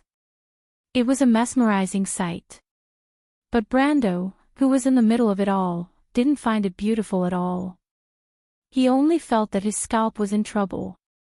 Because the flowing lights were all gaps in time, the flow of time in the hall was completely disrupted. He realized that both his and William's movements had slowed down. Brando was going crazy. Even if the Azure Knight's element was fate, how could she manipulate time and space so naturally? Since when did the talent of fate add this ability? But Ovina seemed to have seen through his confusion. She answered in a low voice, "Those broken pieces of time and experiences are also part of the memory of history. The fate of people describes the world itself. There is nothing that cannot be manipulated by the laws. Your understanding of the elements is still very shallow. Now, it's my turn to attack." The lightning girl raised her spear. Endless space seemed to gather at the tip of her spear. In a flash, it formed a singularity that was impossible to see with the naked eye. The singularity had no color. It was pitch black, with lightning flashing around its edges. Although Brando had never seen a move like this, he knew that it was no joke. Because this was the first time he had seen Ovina charge up. How did he meet such a freak? Brando didn't know what to say. He turned around and glanced at William. Their only chance of winning was to force Ovina out of the hole. Otherwise, fighting the Azure Knight would be a joke. The Archmage of the Silver Alliance seemed to have realized this as well. He nodded at him. "I'll hold her back," Brando yelled. Of course, to be honest, he had no idea if he could succeed. But at least he had noticed that all of Ovina's previous attacks were harmless. This meant that due to some kind of law, this heroic spirit who was guarding this place couldn't kill the challenger.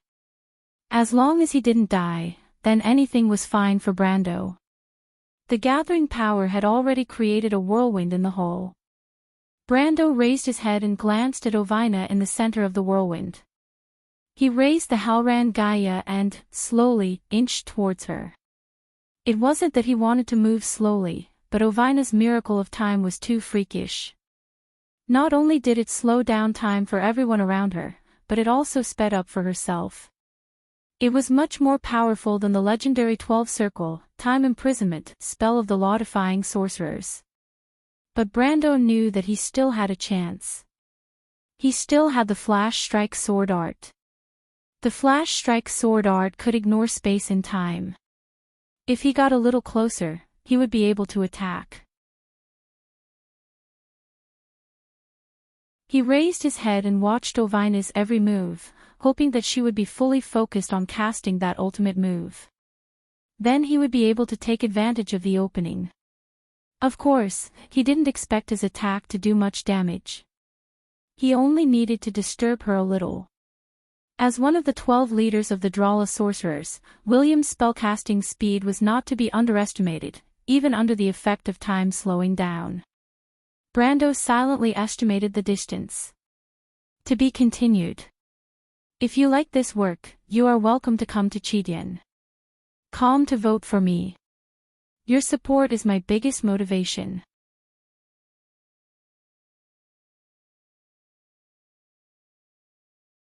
Chapter 676.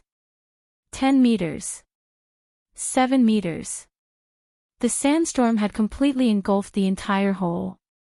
The underground hall rumbled and the entire space seemed to be attracted to one point by some kind of force.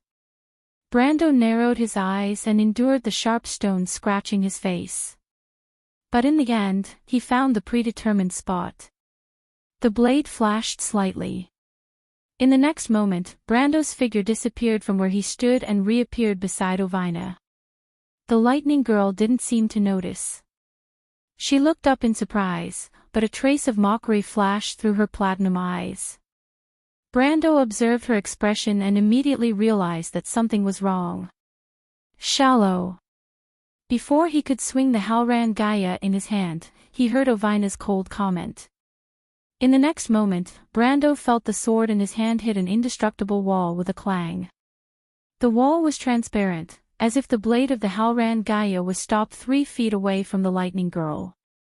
What is this? Brendel was horrified. He had never heard of a skill that could give the caster a layer of mana shield when it was being used. How was he supposed to survive?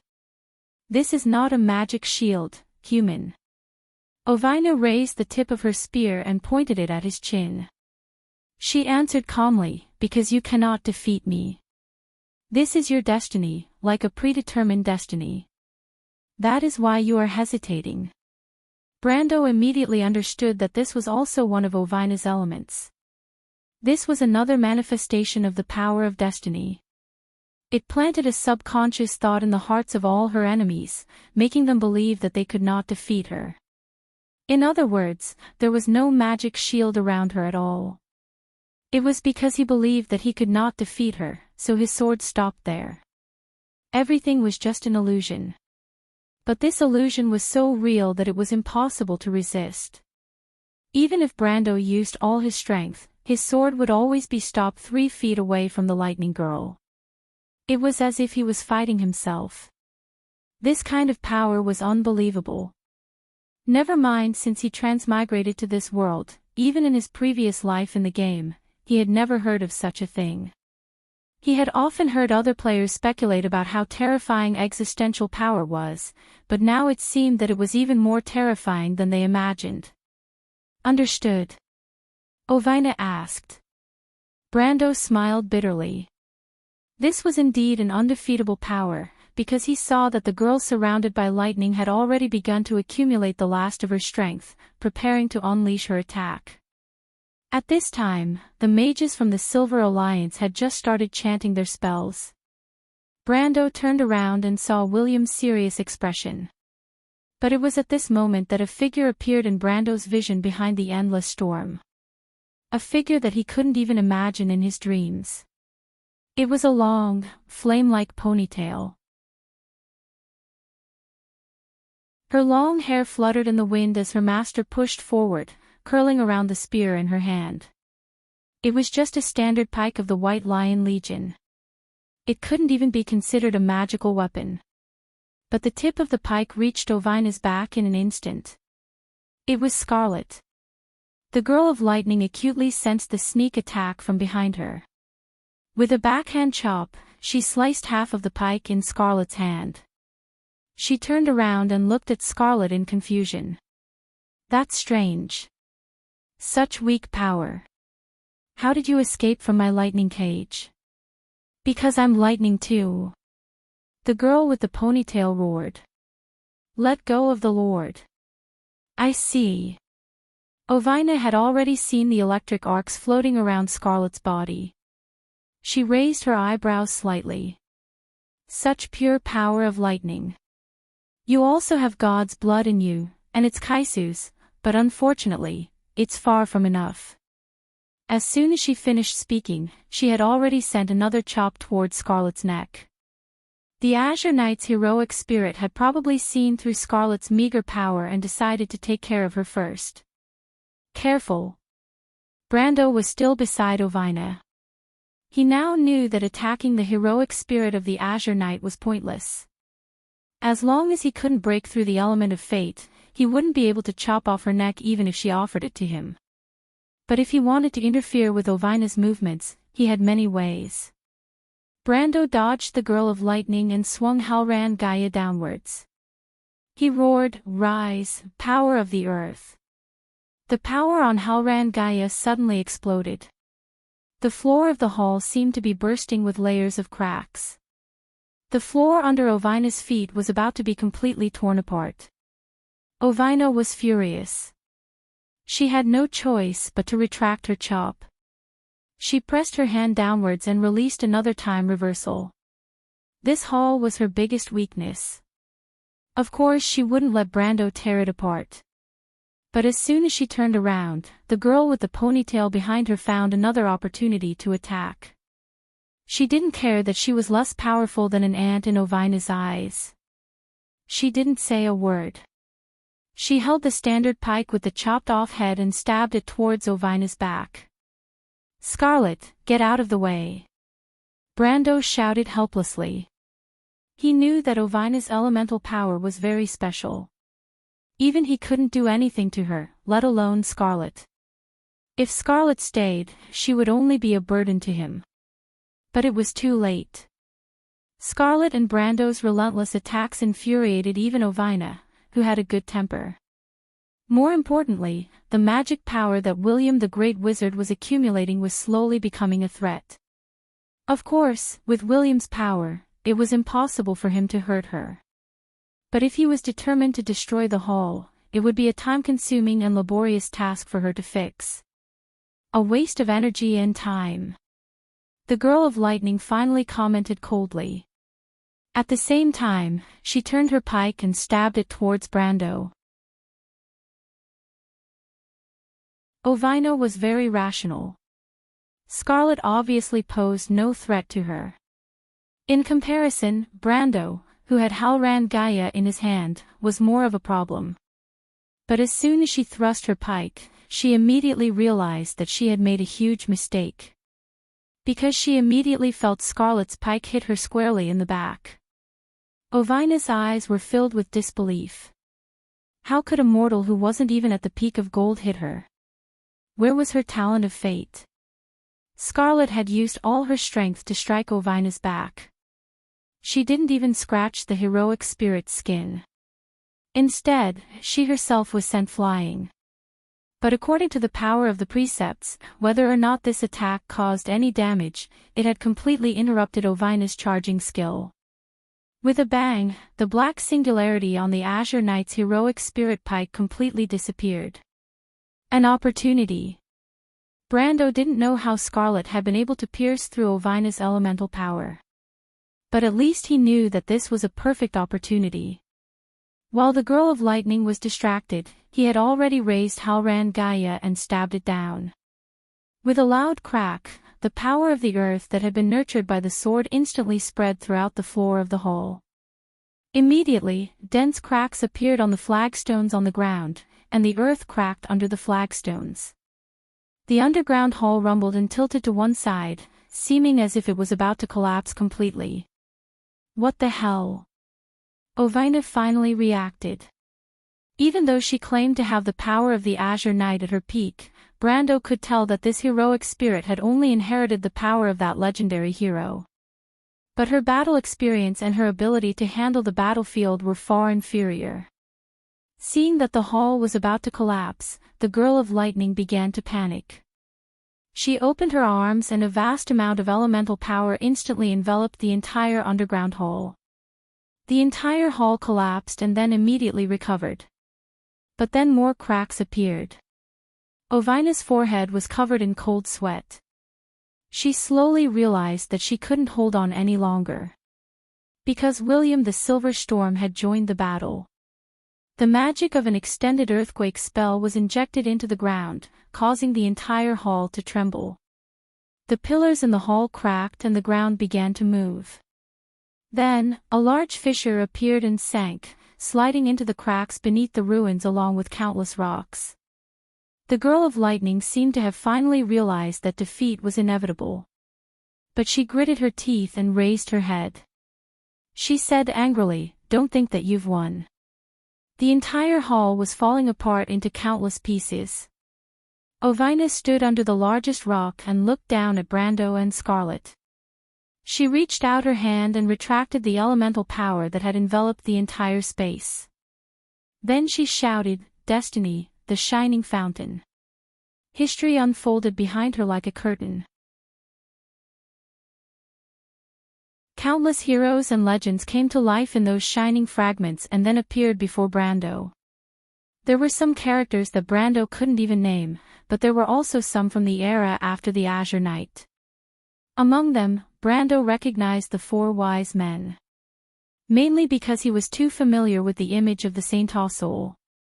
These summoned creatures formed from fragments of history. Brando couldn't even describe their state of existence. Rather than heroic spirits, they were more like the manifestation of a law. But clearly, these things that Ovina summoned were not here to have a tea party with him. The girl of lightning pointed her spear downwards. Her deep, penetrating voice almost drowned out the rumbling of the collapsing hull. Heroes are merely beings bound by fate and wishes. Their goal is to ensure that the fate of the world continues to exist along a predetermined line. Human, accept their challenge.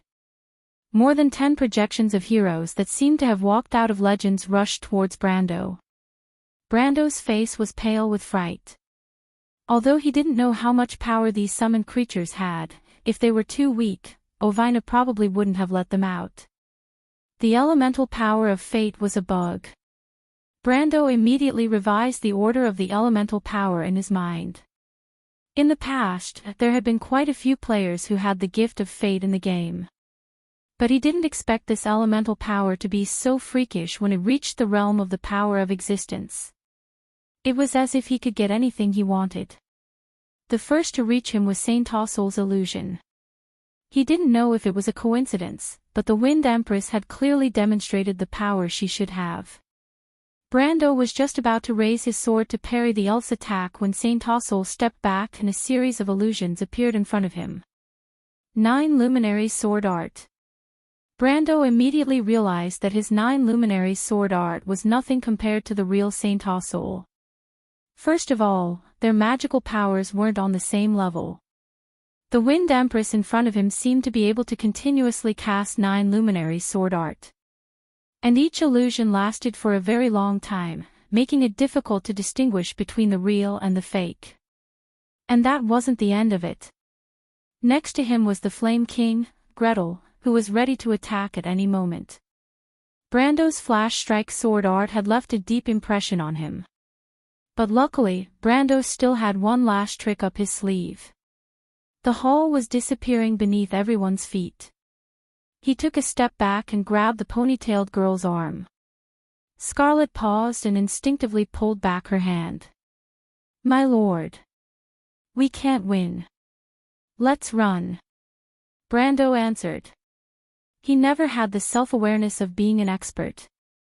He raised his head and took one last look at Ovina, who was at the very top. More and more heroes were emerging from the screen of light behind her. It made his scalp go numb. There was no way to win. He didn't know which idiotic designer had designed such a scene. What made him even angrier was that this design actually existed in this world as well. Was there any scientific basis for this? Brando shook his head and shouted in the direction where William had been, "Master William, we'll be going first." With that, he immediately grabbed Scarlet's hand and jumped into the darkness below. To be continued. If you like this work, you are welcome to come to Chidien. Come to vote for me. Your support is my biggest motivation.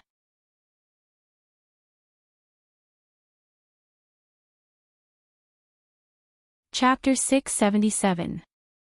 Brando swore that if he had known what it felt like to be buried under sand, he would have surrendered rather than run away. At first, he felt his body falling rapidly in the darkness. Countless objects fell around him, accompanied by the sound of the wind. There was only a faint light above his head, which should be the direction of the collapsing underground hole. About a second or two later, he felt a violent impact. A normal person would have been smashed to pieces under such an impact, but it was nothing to a peak gold-tier physical strength. Brando only felt that he had hit a slope, and then rolled down along the sharp rocks. He tried to grab onto something, but it was futile in the darkness. A large amount of sand rolled him down until he hit a flat rock. Brando felt the first impact, and then the second impact was a soft body hitting him. He immediately realized that it was Scarlet. More rocks and sand were falling from above. Brando hurriedly pulled the girl down, and then turned around to block in front of her. In just a split second, there was a loud rumble as several huge rocks smashed heavily onto his body. Of course, this was nothing to Brando. It felt like he was hit by a few sticks, but the large amount of sand made him suffer. He coughed, and his mouth was full of sand. But this was not the most tragic experience. The key point was that when he lowered his head and subconsciously wanted to spit out the sand in his mouth, he met a pair of bright eyes. It was a pair of quiet, curious, and shy eyes. Obviously, it belonged to a mountain girl who liked to keep her hair in a long ponytail. Scarlet was under Brando's protection, and she obediently looked at her lord without moving. For both Brando and Scarlet, it was not difficult to see in the dark. Both of them could clearly see each other's state. But fortunately, it was not the first time they had encountered such a situation. The last time they were chased by the misty nightmare in the loop of trade winds, they had experienced almost the same situation. After the first experience, at least the second time was not as awkward. "My lord," Scarlet whispered and blinked, "thank you." Woo-woo. Brando's mouth was full of sand, and he was unable to speak. His face was almost touching Scarlet's. He couldn't spit sand on her face, could he? Rumbling sounds were still coming from outside. It was clear that the collapse would not end anytime soon. But Brando did not answer, and the mountain girl looked at him carefully. After a while, Brando suddenly felt Scarlet move, and then gently leaned her forehead against his chest. This seemingly unintentional action made Brando's heart skip a beat. He subconsciously lowered his head and saw Scarlet curled up in his arms like a child. "Wah. Chien. I'm sorry." Scarlet seemed to have been awakened by his voice. She was startled and quickly let go of his hand. Brando looked at her carefully shrinking back and couldn't help but feel sorry for her. "Actually, it's okay. Are you scared?" Scarlet frowned and shook her head slightly. Brando was silent for a moment. To be honest, he could not tell what this girl was thinking. Since the Battle of Ampere Seal, Makarov had come to see her a few times, but she had rejected him. Scarlet was usually quiet and only occasionally accompanied the Roman, but according to the other members of the Grey Wolves mercenaries, she was not like this in the past. He thought for a moment and felt that he was not suited to guess a girl's thoughts. After all, he was a complete loser when it came to that in his last life. He shook his head and decided to change the topic. "Scarlet, how did you break through Ovina's element?" The mountain girl paused and looked up at him curiously. "You don't know?" Brando was stunned. Of course, he could see that Scarlet's expression was genuine. Scarlet shook her head in confusion. "That's strange." Brando was even more confused than Scarlet. He knew the power of Ovina's element of fate. Ovina's element of fate was similar to a speech spirit, but it was much more powerful. If you could not break through your own fate, then you would never be able to defeat her. You might not even be able to attack her. But the problem was, as a gold-level being, it was an impossible task to break free from the element of a legendary hero who had mastered the power of existence. Even the Silver Storm, Master William, would not be able to do it, much less him or Scarlet. Could it be because of the dragon bloodline? But he had never heard of a gold person being able to challenge someone of a higher level. It could only be said that they were more talented. Brando frowned and couldn't figure it out. But at that moment, he suddenly felt something. He looked up and realized that the sound of the falling rocks had quieted down. This was undoubtedly the best news for him at the moment. He hurriedly threw away the messy thoughts in his mind. He stretched out his hand and easily lifted the rock that was pressing down on him. With another push, the gravel rolled down into the darkness along with the sand and sand. Brando climbed out of the rubble in no time and then rescued Scarlet from the rubble. The two of them finally reached a flat rock. They looked around and realized that the collapsed hall had formed a giant hole. They were in the middle of this hole. Above their heads, any signs of human activity had long disappeared. Brando looked around. In theory, when the hall collapsed, besides him and Scarlet, William and Ovina should have been caught in the mud and sand. The others were bound to the wall by the lightning cage and shouldn't have been in too much danger. But Brando strained his eyes to find William and Ovina's silhouettes in the darkness, but he couldn't find any of them. That's strange. He paused slightly.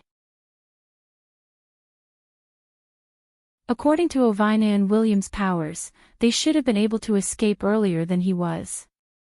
The collapse from before looked dangerous, but for beings of their level, it shouldn't have been much trouble at all. My lord, look over there. Scarlet stood beside Brando without saying a word after being dragged out of the rubble. But as a half-dragon, her eyesight was obviously much better than Brando's. Brando looked in the direction she pointed. After a while, he saw a dot of light flying out of the darkness. But when the light came closer, he realized that it wasn't a dot of light at all. It was William flying in midair, holding a glowing staff in his hand.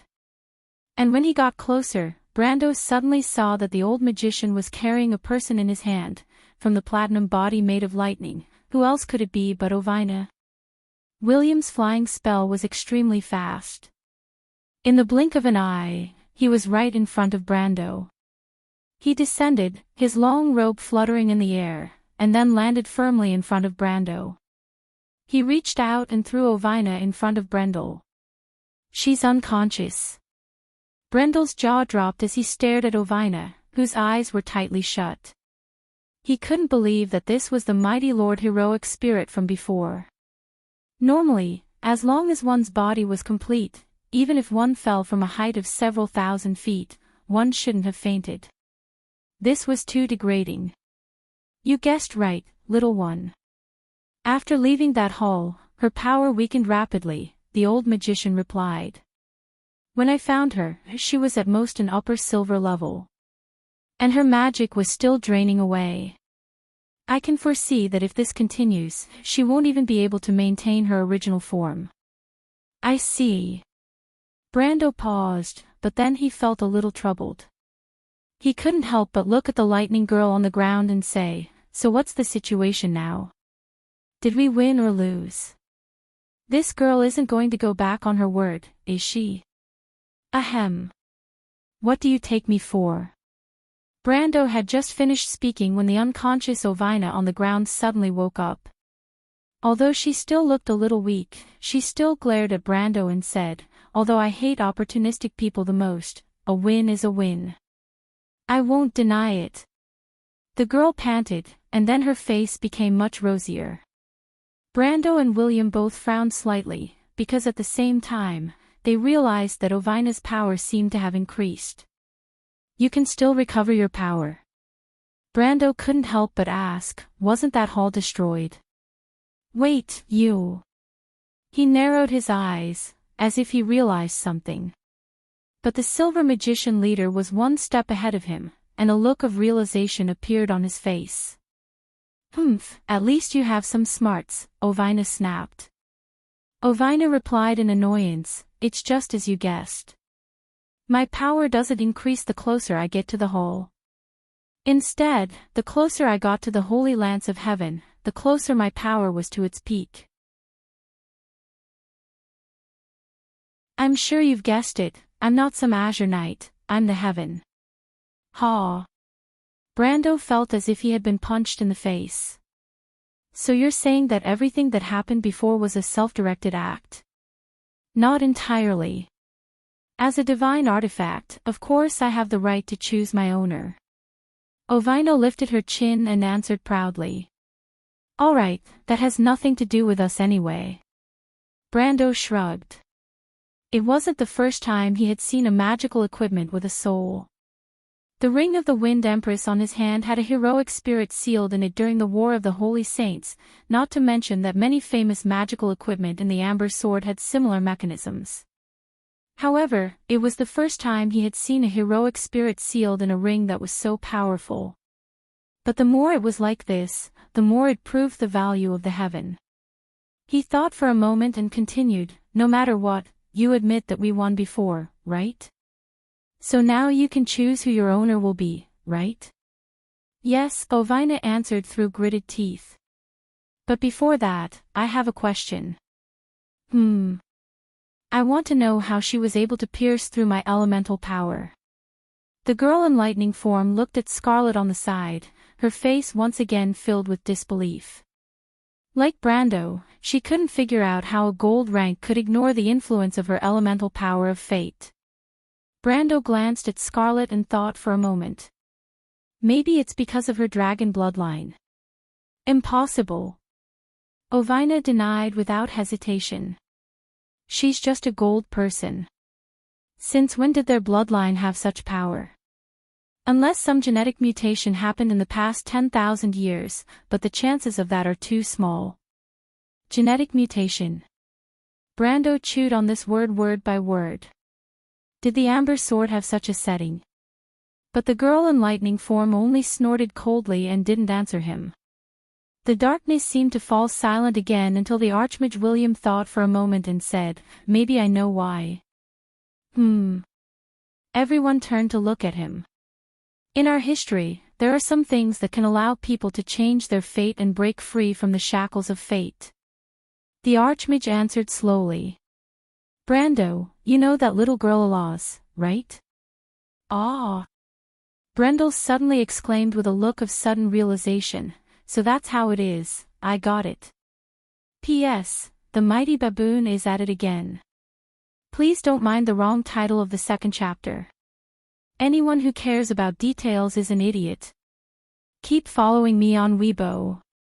To be continued. If you like this work, you are welcome to come to Chidien.com to vote for me. Your support is my greatest motivation.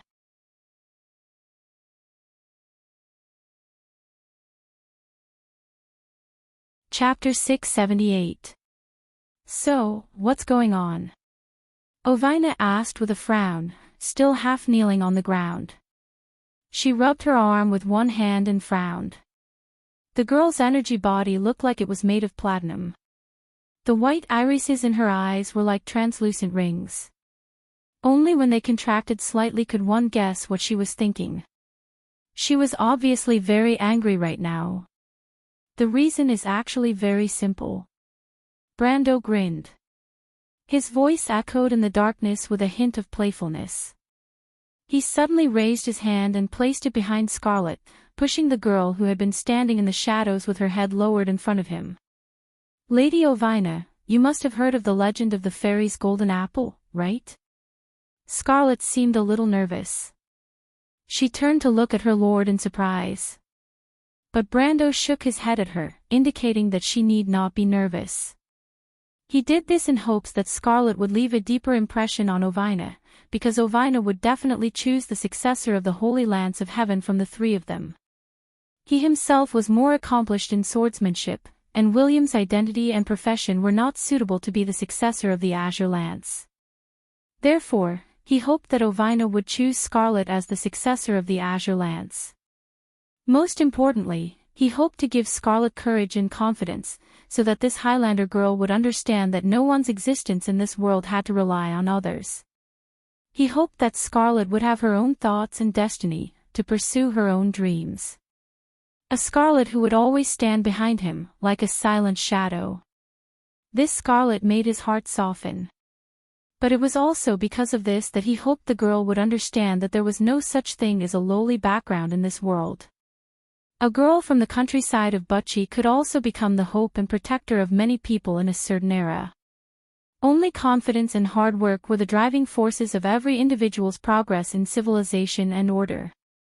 Ovina took a closer look at Scarlet. Her pupils were like burning platinum flames, and her eyebrows were like extended flames. She frowned slightly. Is this the reality of longing? She closed her eyes and sniffed. So that's how it is. She does have the unique scent of the fairies. The residents of Valenia's home of the fairies have been researching ways to change fate for a long time. I didn't expect them to succeed, but it's only breaking the laws. It's still useless to advance in chaos.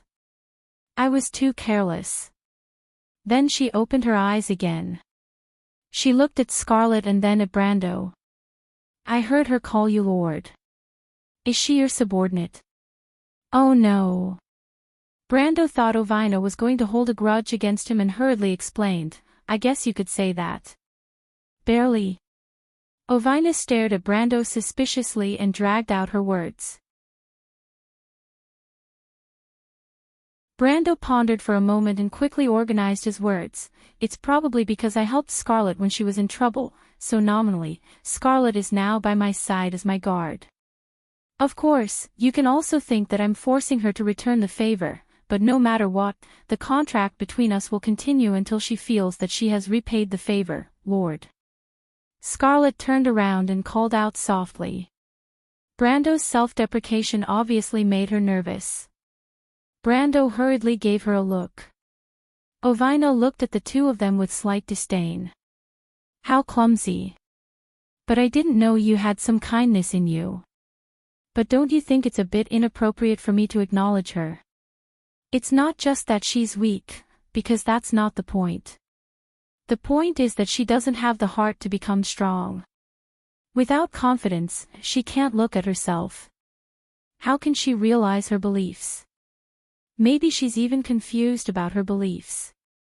The azure lance in her hands will only bury me. She stared at Scarlet, who lowered her head in silence. Then Ovina turned around and looked at Brando with some admiration. You, on the other hand, although you're still weak, you already have some potential. That's true. Otherwise, that guy wouldn't have chosen you, right? Haven't you noticed that you have a temperament that doesn't fit in with this world? And it's because of this temperament that you have the possibility of changing history. What do you think? Do you want to consider making a pact with me and becoming the new master of the Azure Lance, human? Brando was slightly taken aback. He didn't expect Ovina to acknowledge him. But he sighed and shook his head. You're wrong, Lady Ovina. No one is born strong, and no one is born to change the world.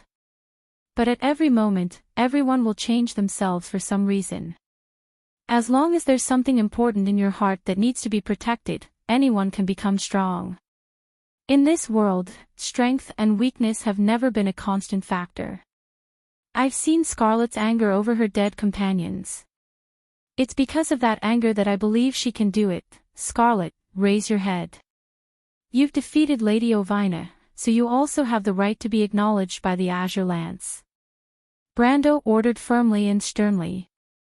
Scarlet trembled. She bit her lip and raised her head to look at Brando. She knew that it was the Azure Lance, the most dazzling existence in the legends. Her Highness the Princess, His Lordship, and even Count Yenbao. There were many people here who were more qualified than her to pick up the holy lance that had once shattered the Azure Lance. Her Highness the Princess was brave, His Lordship was righteous, and Miss Dilfery was determined and full of ideals.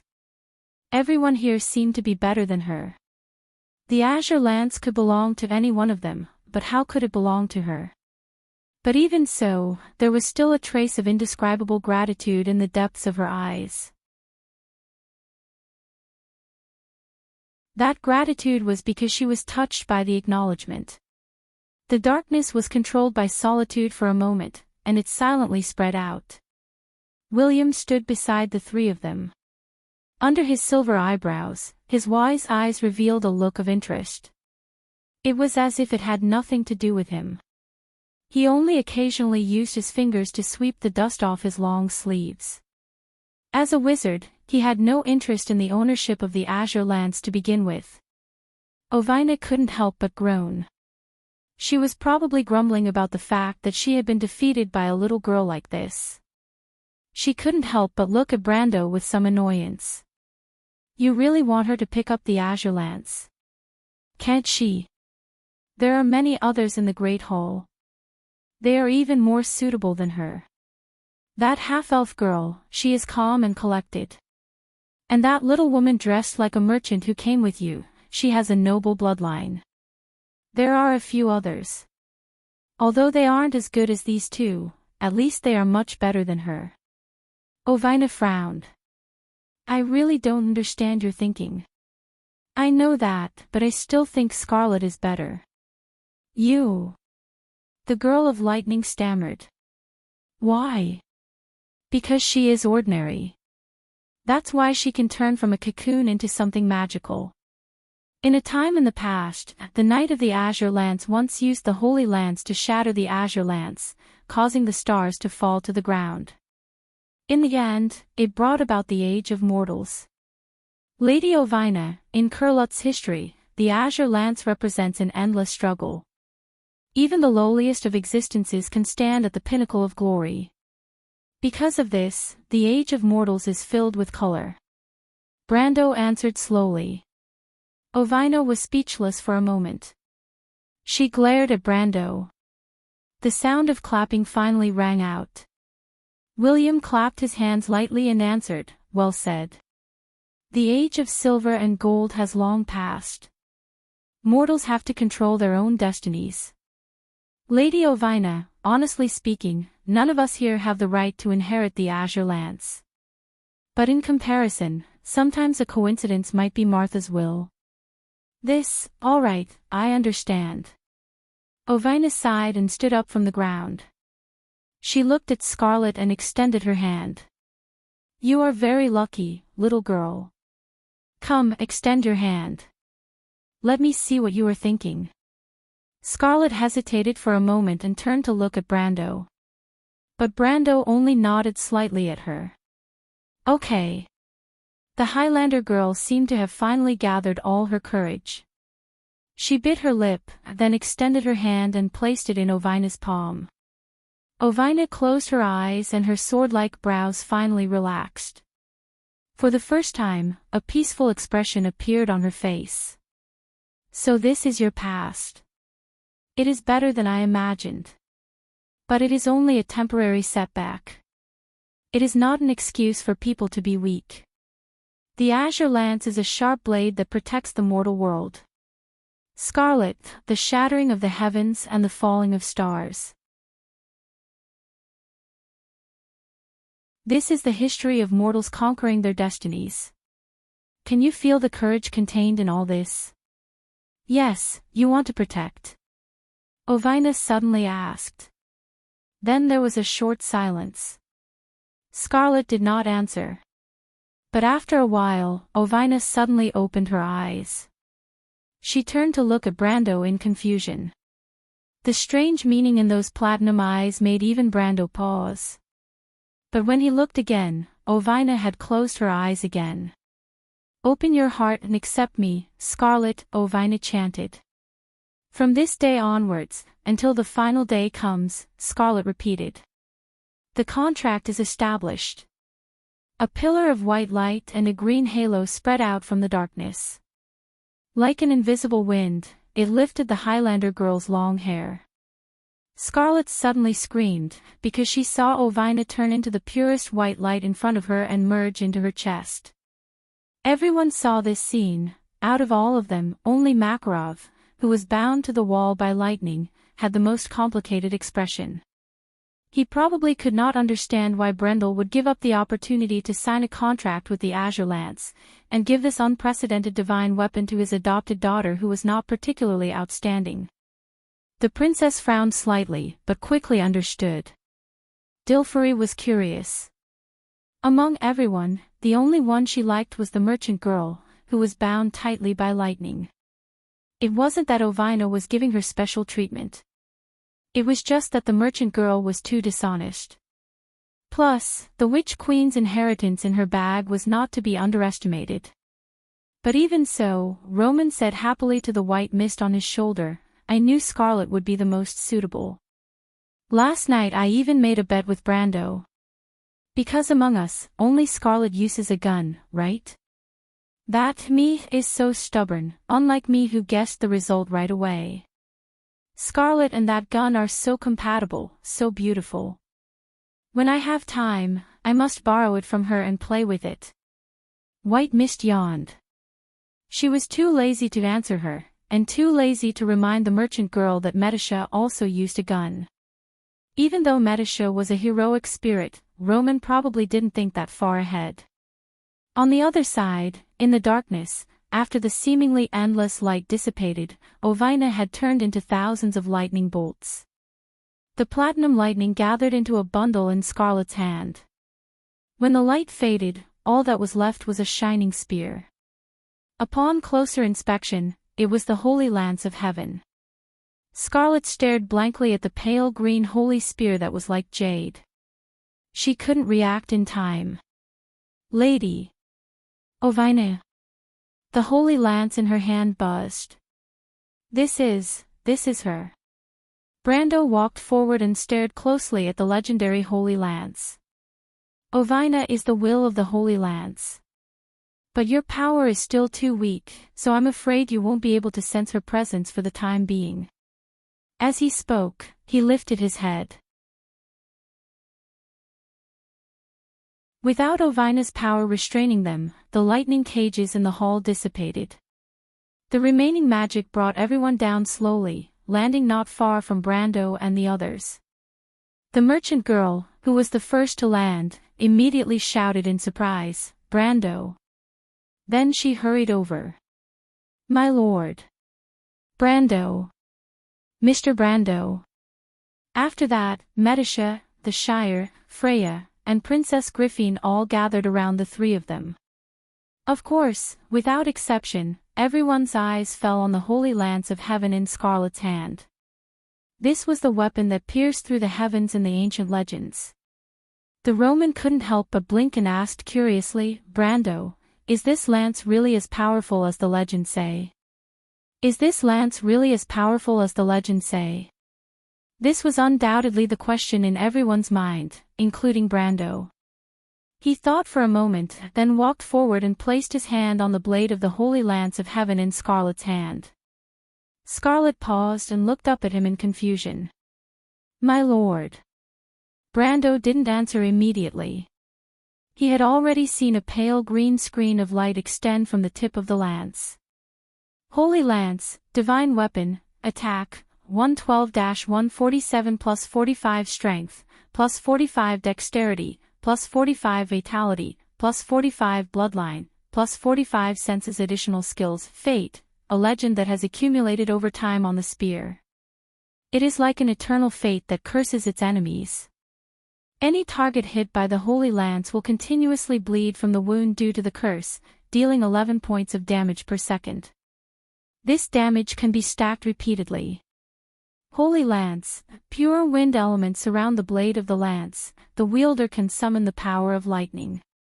Every time the wielder attacks, they can copy the power of lightning to deal the same amount of damage to enemies in any direction. The amount of lightning depends on the magic of the wielder. Divine weapon domain, undefeatable fate, an invisible force protects the holy lance. Any attack that is lower in power than the wielder will be weakened by 90%. The ability to change fate is immune to this effect. Brando narrowed his eyes slightly when he saw these rows of attributes. To be continued. If you like this work, you are welcome to come to Chidian. Calm to vote for me. Your support is my biggest motivation. You're tuning into the LoveLore Library YouTube channel. We're so grateful for your support, and don't forget to subscribe to join us on this incredible journey through captivating stories. Your generosity through donations truly makes a world of difference, as it's the primary source of revenue that allows me to expand and enhance this channel for you. Thank you from the bottom of my heart for being a part of this adventure.